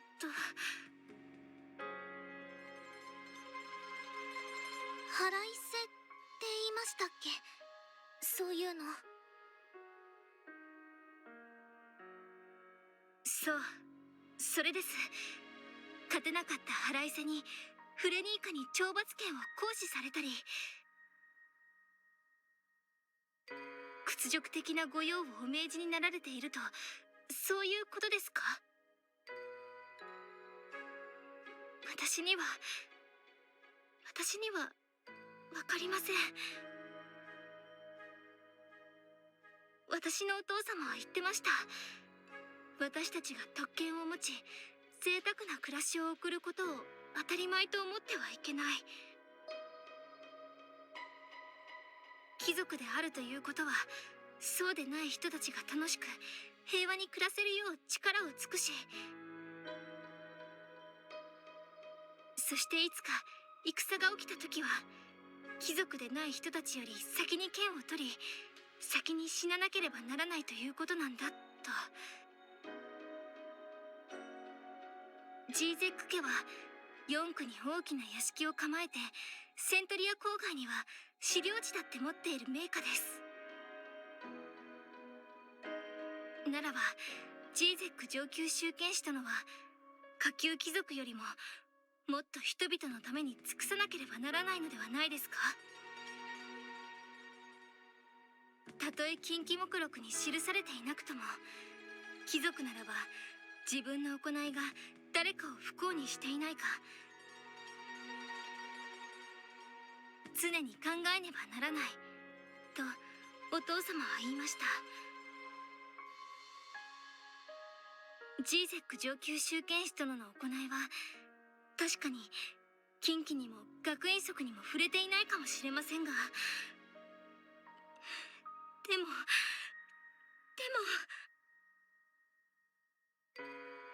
フレニーカは昨夜ベッドでずっと泣いてました。なんでそんなことが許されるのでしょう。素晴らしいお父さんだな。一度お会いしてみたいよ。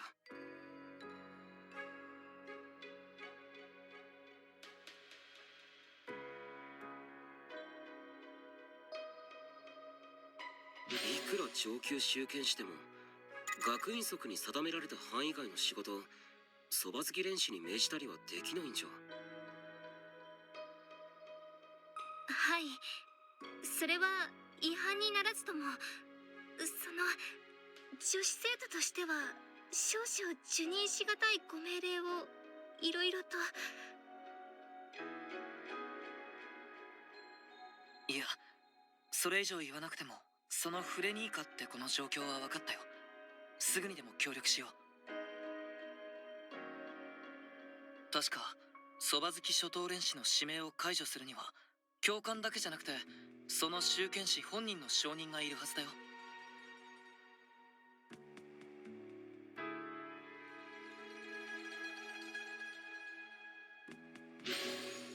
誰かがウンベールを止めなきゃいけない。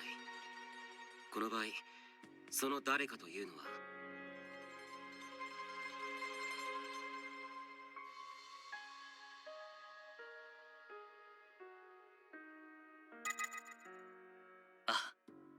僕らの役目だろうね。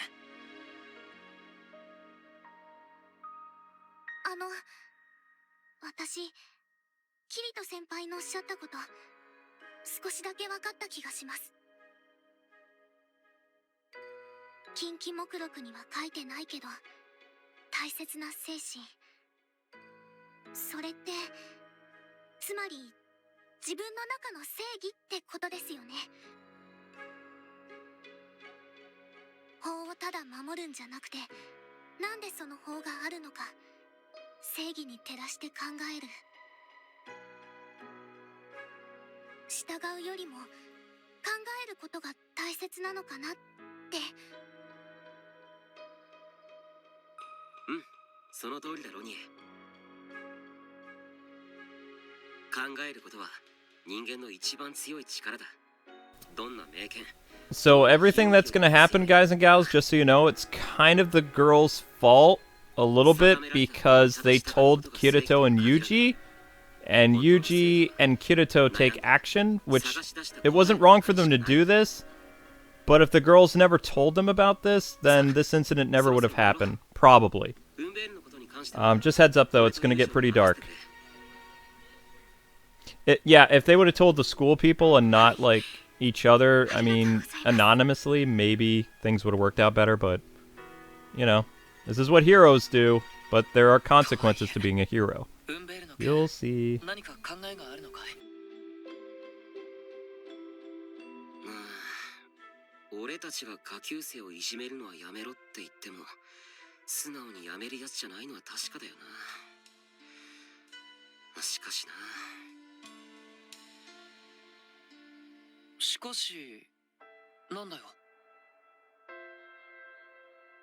ウンベールはともかく、ライオスは闇で陰険だけど、バカじゃないよな。新生術や法学、歴史の成績もいい。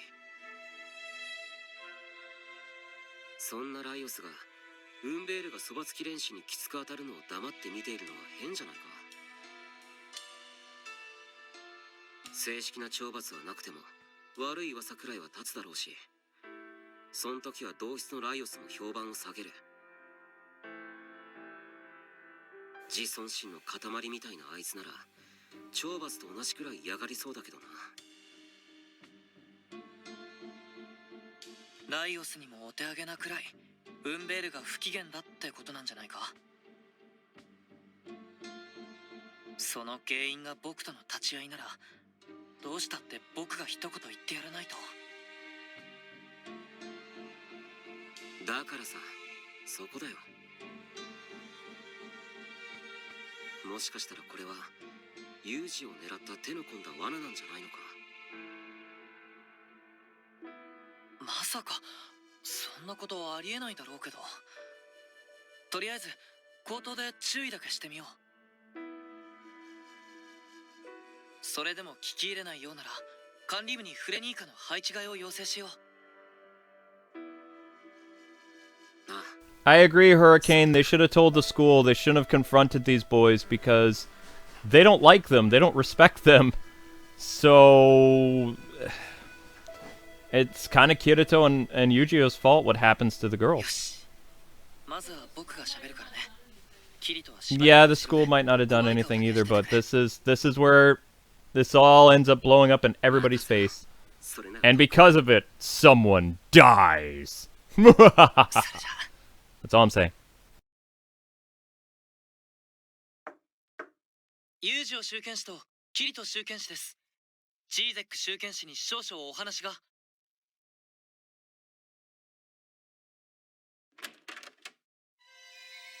事前に伺いも立てず押しかけるとは無礼な。まずは書状にて面会の許しを求めるのが筋であろう。よいよい、同じ学者にてたくまする者同士ではないか。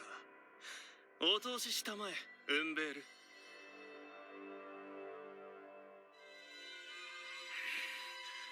ライオス殿のご厚情に感謝するのだぞ。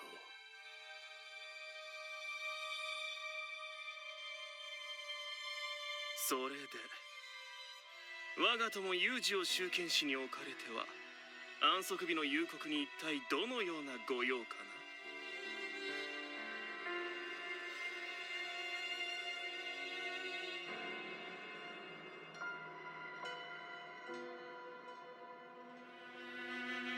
ジーゼック集権士に関して少々好ましからざる噂を耳にしましたので。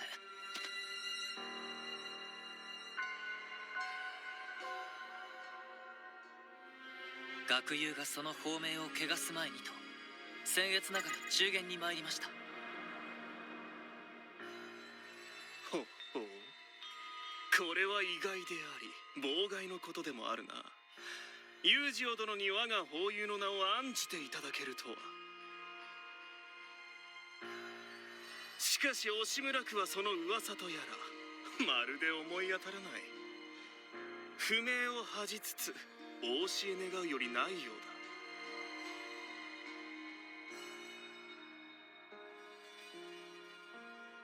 だ。ジーゼック殿がご自身のそばつき練習に対して卑しき行いに及んでおられるとの話を聞いたのです。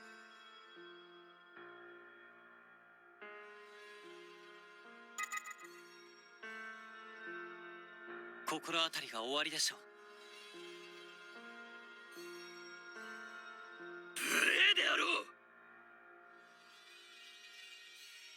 名も持たぬ辺境の開拓民風情が四等尺決勝したるこの俺にこともあろうにいやしいなどと。まあそう生きり立つなウンベール。生まれは違おうとも今は屋根を同じくして学ぶ者同士。何を言われようとも一例と責めることはできまいよ。とはいえそれが根も葉もない抽象ということになればまた別の話ではあるが、一体どこでその珍妙な噂を。互いに無意な時間を過ごしたくはないはずです。とぼけるのはなしにしましょう。ジーゼック殿のそば好きと同室の初等連士たちから直接話を聞いたのです。ほう。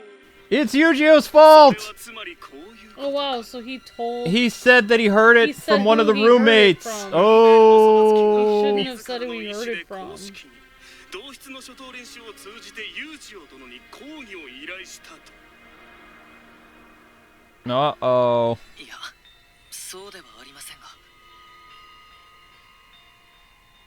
ならば、ウンベール殿がそば好き連士に逸脱した行いに及んでおられることを否定なさるのですね。逸脱。なんとも奇妙な言葉だなユージオ殿。もっとわかりやすく学院則違反と言ったらどうかね。ですが、学院則で禁じられていなくとも上級集権 I 士と know, してすべ right? きでは Not ないこともあ everything るで has しょ to う。 be.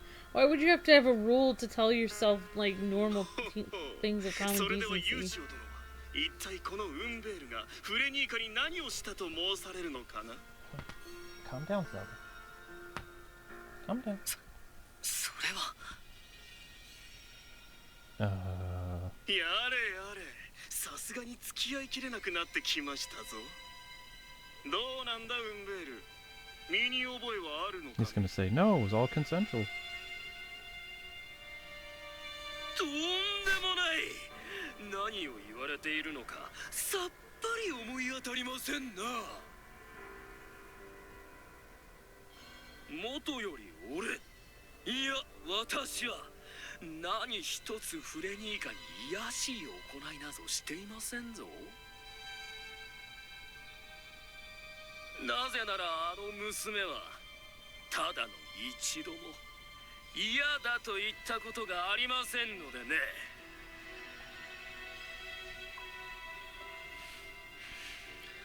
まあいくつか他愛ない世話を命じはしましたがね。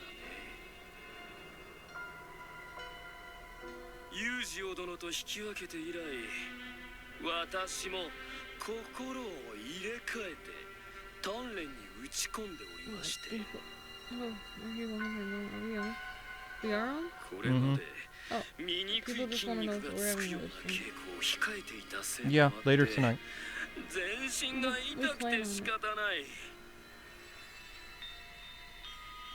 そこでやむなくフレニーカには毎夕の歪みの折に体をもみほぐしてもらったまでのこと。その上制服が濡れては困ろうとフレニーカにも下着姿になることを許す寛大さですぞ。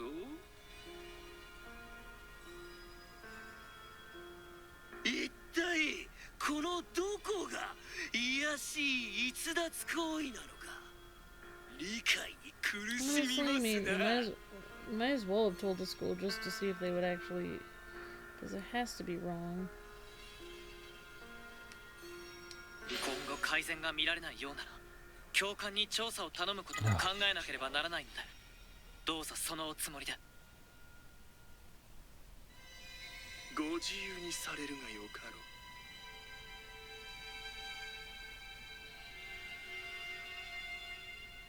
ひとまず落ち着けよユージオ。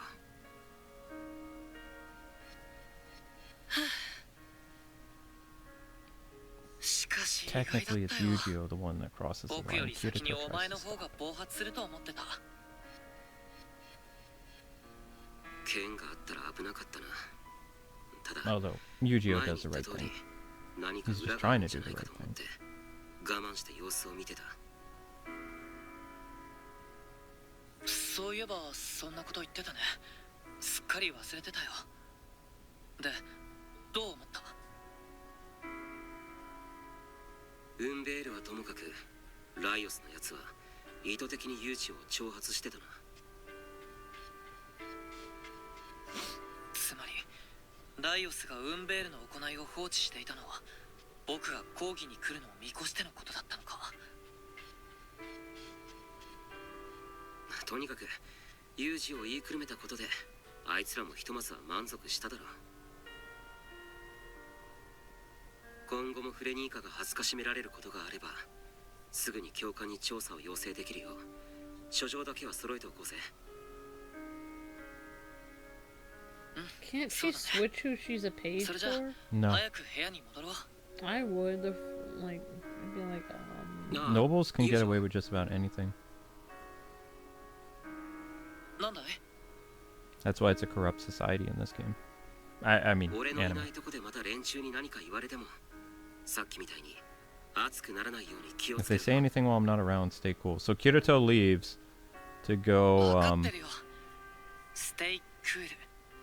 だろ？ He leaves to go talk to the administration now, which is this is the first thing he should have done. Now Eugeo's left alone, have, and Eugeo becomes vigilante. you shouldn't have warned them that he was going to do an investigation. The next 'Cause he day. kind of gave them time to figure out what they were going to do. Mm-hmm. But, I mean, he was trying to confront them first. 友情上級集権者の Honestly. Oh, it hasn't happened yet. It's coming though. 本日の Oh 掃 my 除 gosh, 完了 Luke, し you ました。 keep doing this. It's coming. I feel like it's not going to be here till next episode. ご苦労様。 I don't. いつもあり It's がとう。 supposed to happen. I know. No, you didn't do いえ anything wrong. That's そ all. んなこれが I そ don't ば know 好 why きの it's 仕事 taking で so すか long ら。 for it to get there. 悪いんだけど、ちょっと話をさせてもらっていいかな。はい。フレニーカの件、昨日ウンベールに抗議しておいたよ。あいつもこれ以上大ごとにはしたくないだろうから、もう逸脱した命令は出さないと思う。Or you just made it worse. 近いうちきちんと謝罪もさせるようにするから。そうですか。よかった。ありがとうございま By す。 the way, I gave them フレ your ニーカも喜ぶ name. と思います。 It was all set up. 前にも話したけど、今回の件は僕がウンベールと立ち会ったことがそもそもの原因なんだ。フレニーカを恥ずかしめて僕が抗議に来るのも何もかも含めて全部彼らの策略だった。抗議に来た僕にあわよくば一例行為で懲罰を課す予定でね。だからフレニーカは僕とウンベールたちの確執の巻き See, 添えになって Eugeo's しまった smart. He gets it. 一度僕からもちゃんと彼女に謝りたいんだけど、機会を作ってもらえるかな。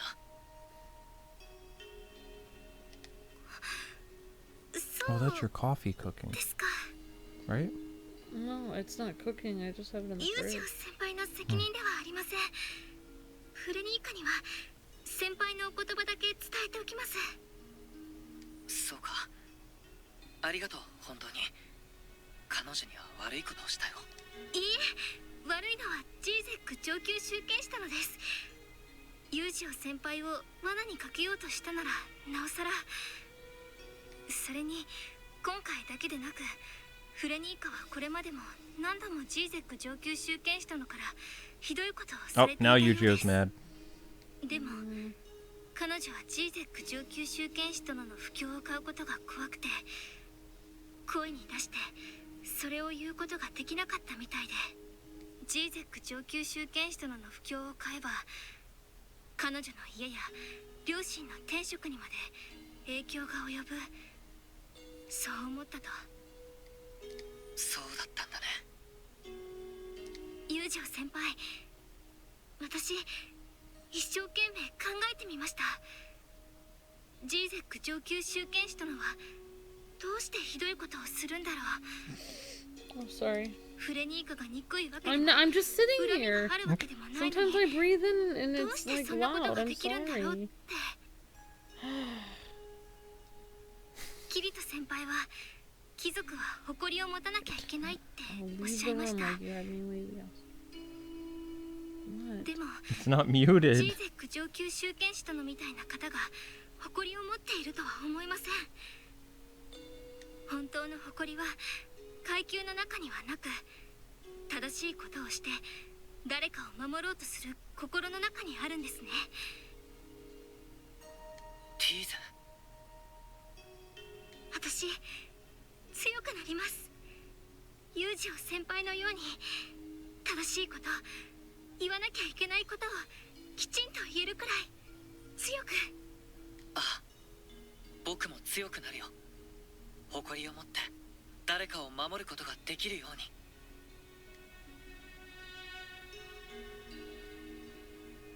Okay.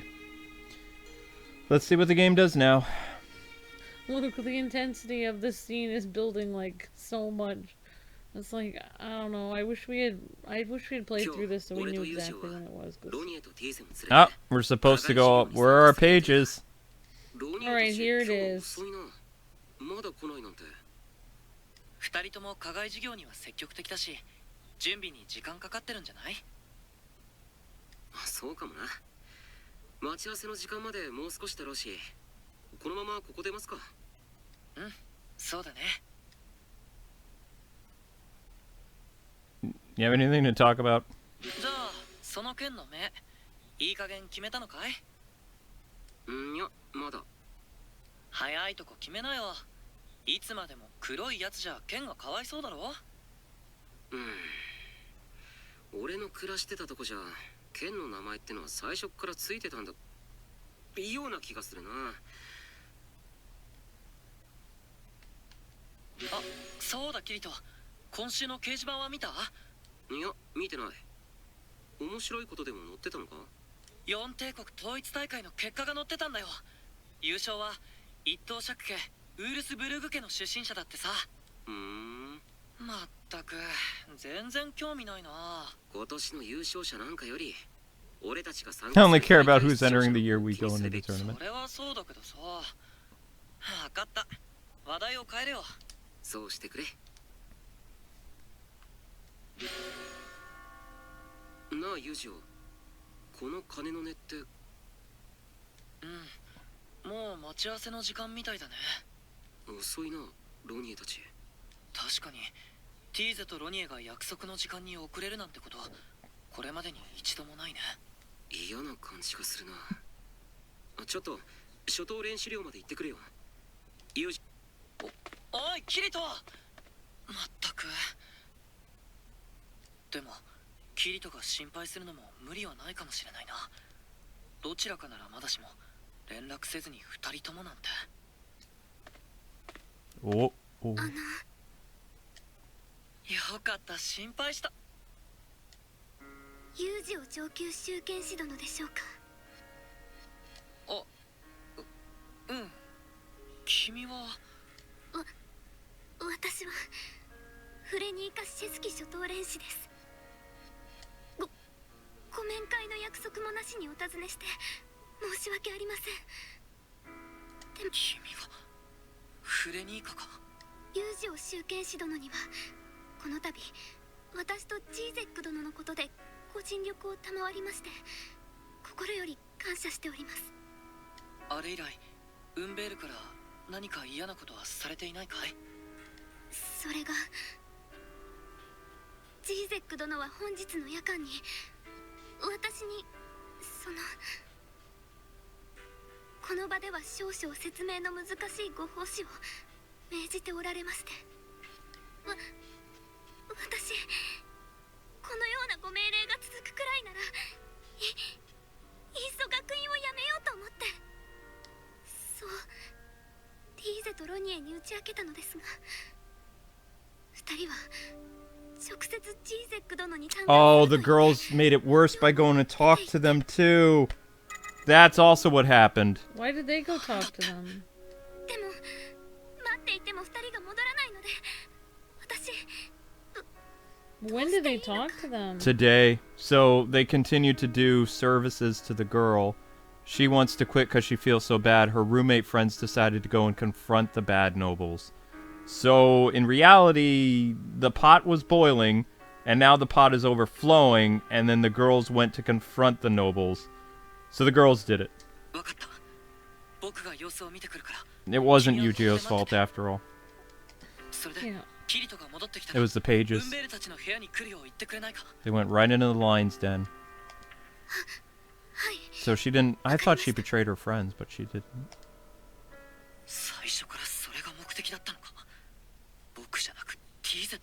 No, he wants to humiliate you.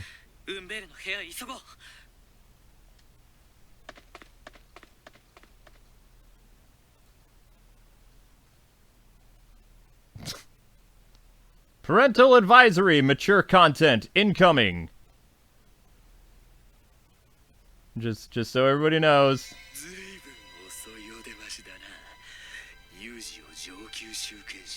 Alright, it's a full-blown cut.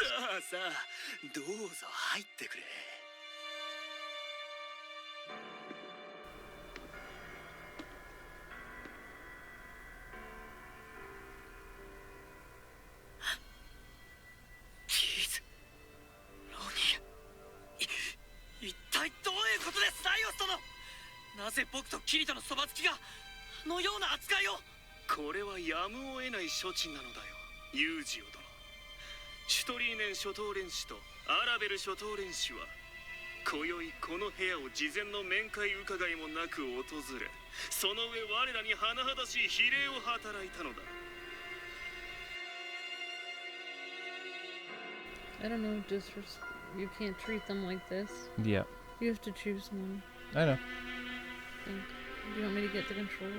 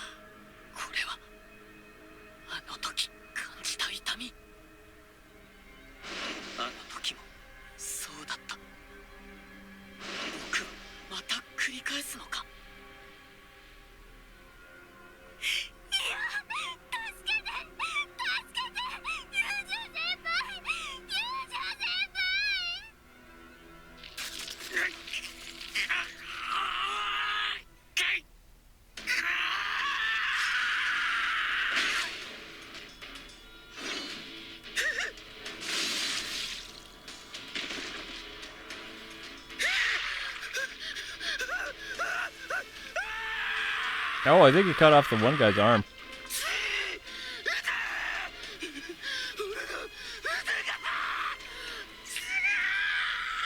They censored that too. Yeah, they did. They censored a lot of things about this scene, so I'm told. I didn't actually watch it last night.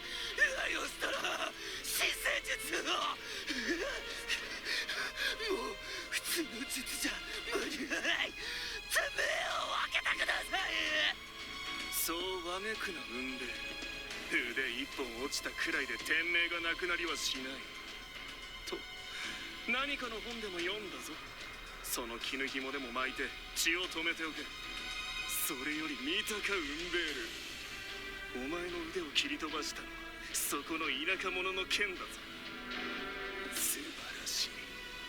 ここまでの禁忌を犯す人間を私は初めて見た。貴族採血権の対象は下級貴族と狩猟地民だけだ。禁忌を犯した大罪人とあらばその限りではない。この私とても実験で人の首を落とすのは初めてだ。いや、父上や叔父上さえそこまでしたことはあるまい。これで私はさらに強くなる。有事を集権し、いや大罪人有事を三頭杓子嫡男たるこのライオス・アンティノスが汝を貴族採血権により処刑する。天命のすべてを神に捧げ、その罪を償うがいい。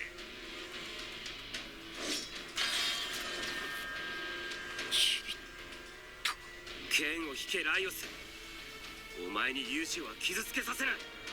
ようやくのお出ましか、キリト集権し。しかし少々遅すぎたぞ。そこの田舎者はもはやこの学院の生徒でもそれどころか帝国の臣民でもない。近畿目録に背いた大罪人だ。ならば私、この三頭杓家長子にして首席上級集権したるライオス・アンティノスにはその罪を採決する権利がある。お前こそ下がってそこで見ていろ。いつぞやの花のようにこの罪人の首が落ちる様をな。Kirito's like, that ain't happening. 貴族の権利だの知ったことか。ユージオは俺の親友だ。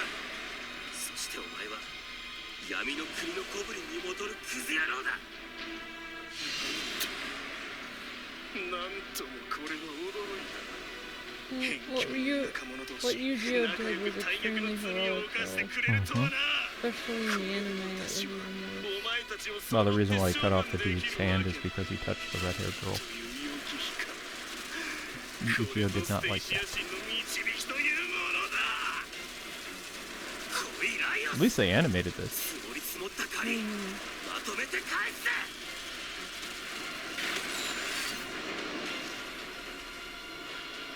Ooh, do we get to fight? Do we get to play? Do we get to play? Or is this all cutscene?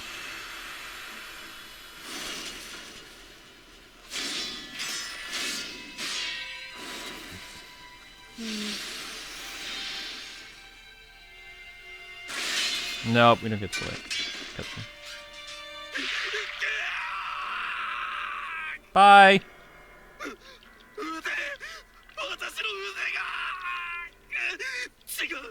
血が出ている。血を、私の血を止めろ。お前の紐を解いて私の傷口を縛れ。 Untie the girls and tie your arms. やだ、これを解いたら俺の天命が減る。その命令は禁忌目録違反だ。なんだと、貴様だが私の血がお前禁忌。しかし天命が。一体何が。自分の命と禁忌目録。ライオスはどちらかを選ばなければいけない状況に立たされてるんだ。自尊心の塊である彼にとって自分の命は何より大事だろう。だが同時に絶対の法である禁忌目録に反することもできない。禁忌天命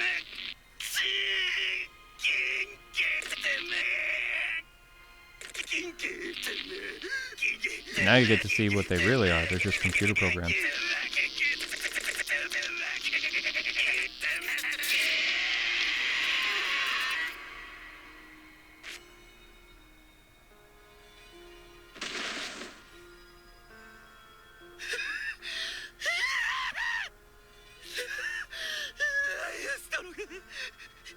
I would have just killed this guy, personally. I mean, he goes and tells.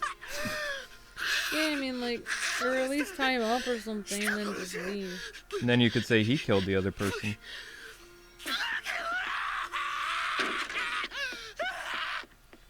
I wouldn't have let him leave. And that's where the problems end up. ごめんなさい。ごめんなさい。ユージオ先輩。私。 No survivors. 違うよ。ティーゼのせいじゃない。僕の考えが足りなかったからだ。ティーゼには何の責任もない。でも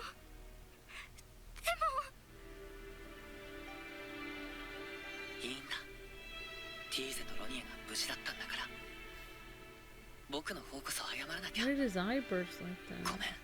He violated the taboo window. That's what happens when you violate the taboo window? Your eye bursts? To people of this world. 化け物ってその通りだ。キリト。 You're a hero, Eugeo. 僕 You は stood up for what was right. You're not a murderer. He could have used a wooden sword to knock お them 前 both は out, 人 but 間だ。ユージオ。俺と同じ。いくつも間違いを犯しては、その意味を探してあがき続ける。人間なんだ。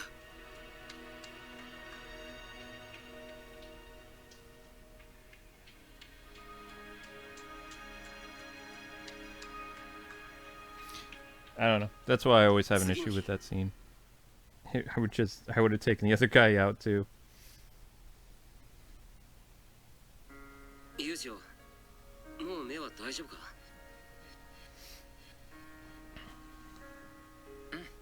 ちゃんと見えるよ。領館のアズリカ先生が直してくれたおかげでね。よかった。アズリカ先生はさすがだな。 Wait, is Eugeo's eye 俺 back た to ちのことも normal? 残念がってくれたし。 Yeah, they healed it. そうだね。近畿目録に背いた罪人なのに、先生は僕たちを最後まで生徒として扱ってくれた。 Okay. それに気になることも言っていたよな。もしかしてあのことかい？あ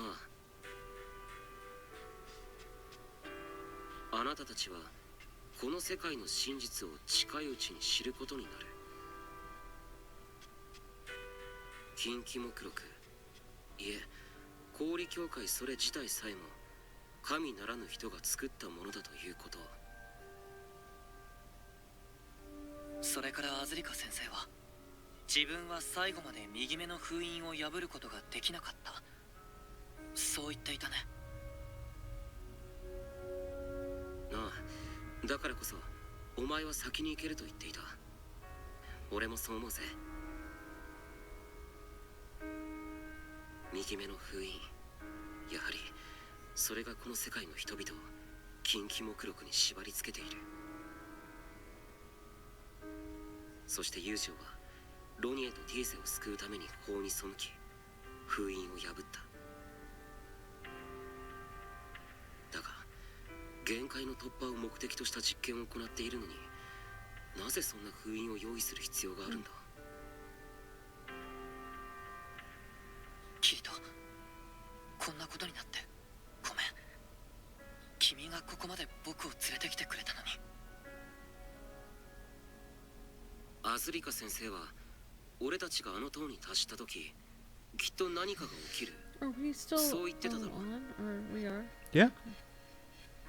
I don't 俺た really ちはこれから understand this comment. その塔 Is that セントラルカセドラルに連行される。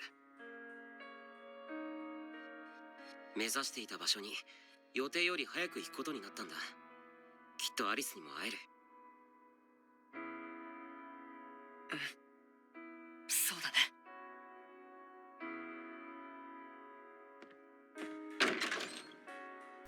Time to be arrested. Why did they just wait to be arrested? They're under house arrest right now. Really? I would have just crawled out the window. This is why you... I mean, I don't... This is what happens Are you when thinking like a monster, Luke? I would have taken care of the other guy. you had to. You had to. Of it. They killed each other. We arrived and they accidentally killed each other. They got into a fight and well, whoops.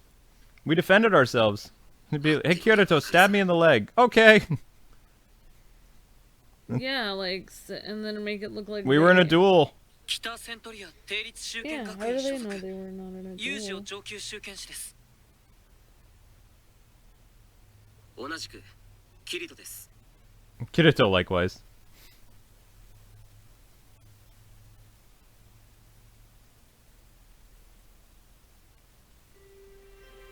Oh, they're not going to show the girls' confessions? What do the girls セント say? リア地域統括氷協会 Oh, it's Alice. アリスシンセシス30です。 That's Alice? Yep. アリス And Alice is gonna give them their sentence? アリスなのかアリス Wait, that's not Alice. You'll see. 言動には気をつけなさい。私にはお前たちの天命の7割までを奪う権利があります。次に許可なく触れようとしたらその手を切り落とします。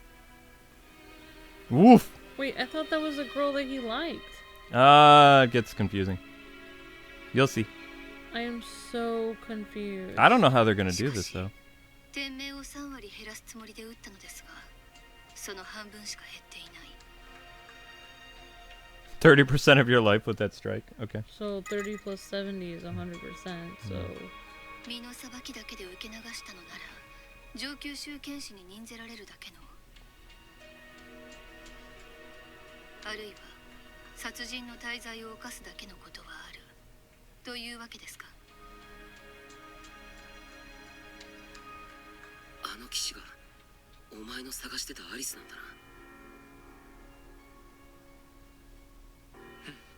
Yep.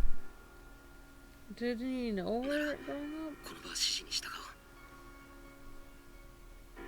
So I guess his whole thing of searching for Alice, going to the stupid school just to find Alice, getting stuck in that horrible situation, and then defending himself and those だって girls ついてきなさい。 just to find Alice, and now Alice is here to kill them.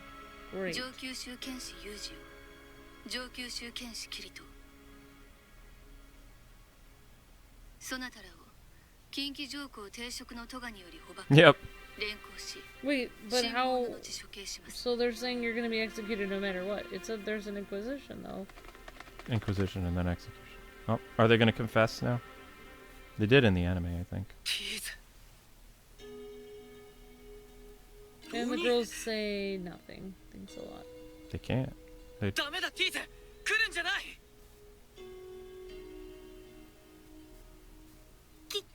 騎士様、お願いがございます。先輩たちに剣をお返しする許可をどうか。いいでしょう。ただし罪人に剣を帯びさせるわけにはいかない。これは私が預かります。会話をするなら1分間に限って許可します。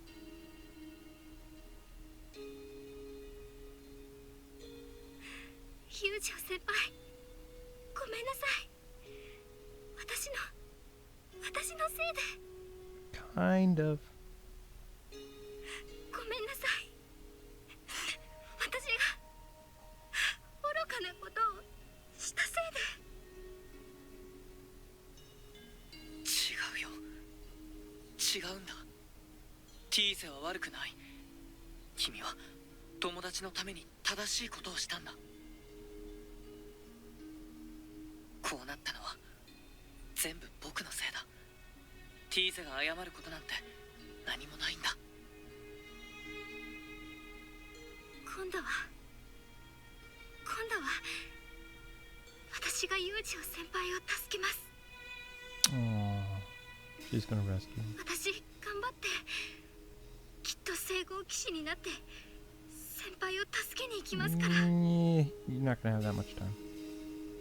だから待っててくださいね。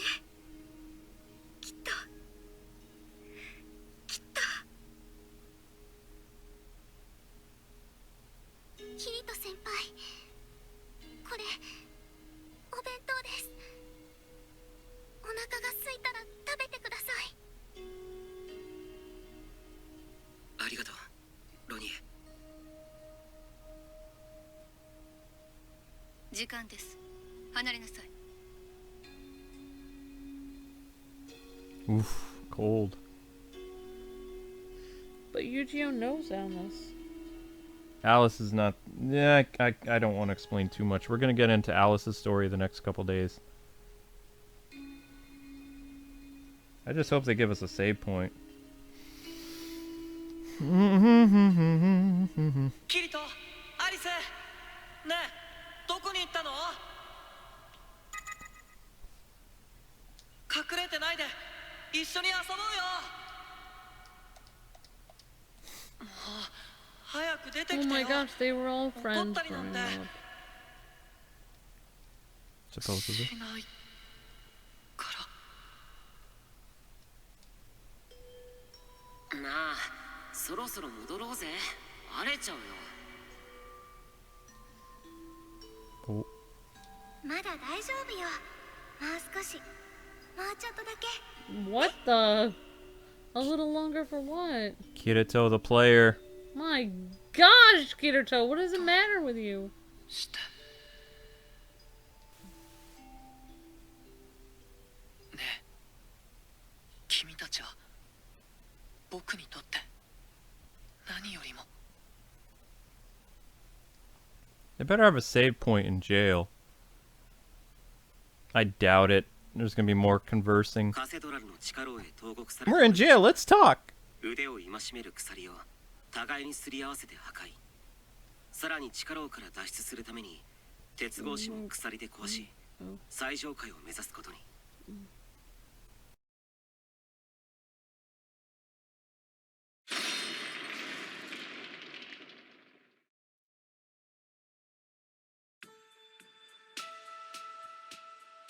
どうしたユージオ、ぼんやりして。ああ、懐かしくて不思議な夢を見たんだ。ずっと昔、僕がまだ子供だった頃、僕はアリスとキリトを探してた。子供時代の夢なのに俺が一緒にいたのか？そうなんだ。でもキリトはユージオ？なんでもない。ただの変な夢だよ。俺も前に子供の頃のユージオとアリスと自分が一緒にいたような感覚を覚えたことがある。ユージオは前もアリス、そしてセルカではない誰かと3人で冒険に行ったと言っていた。ユージオも同じような記憶を持っているのか？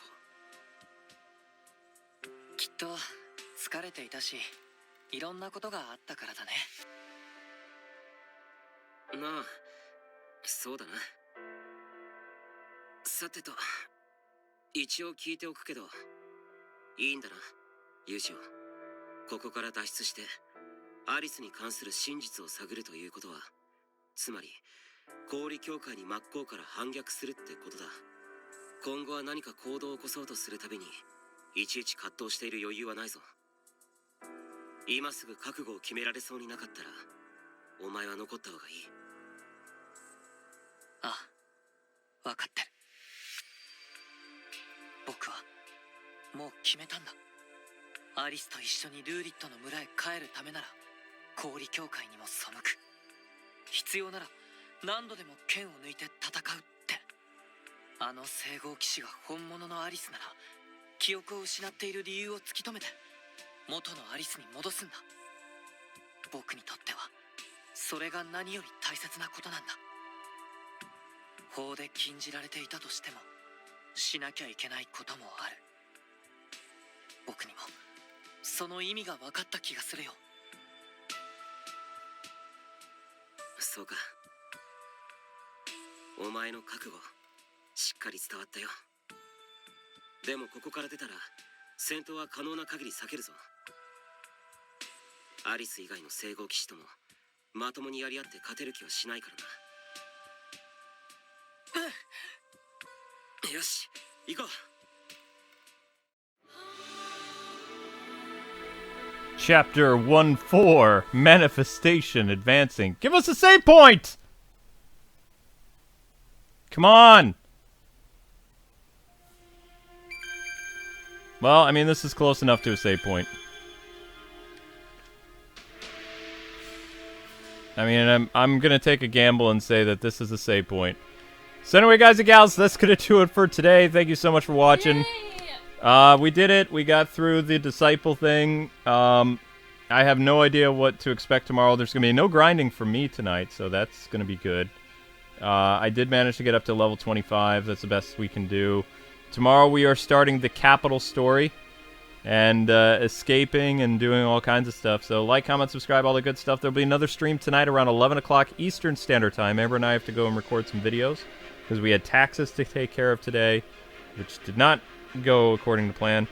And we have some videos that we need to record because we were out getting ice cream and stuff like that. But Yep. until we meet again, God bless and happy gaming. Thanks so much for watching. There's probably one more intense scene coming up during this. But probably violent, not weird. Yeah, it'll be violent. I don't think they're gonna get to any more like RE scenes involving ladies. But I'm sad that they didn't do the confession scene. I thought that was kind of like a cute moment where both girls said they loved them because they knew they were gonna be executed. But oh well. Aww. Yeah, you guys have a good one, and see you guys a little after 11 o'clock for something else. Bye-bye!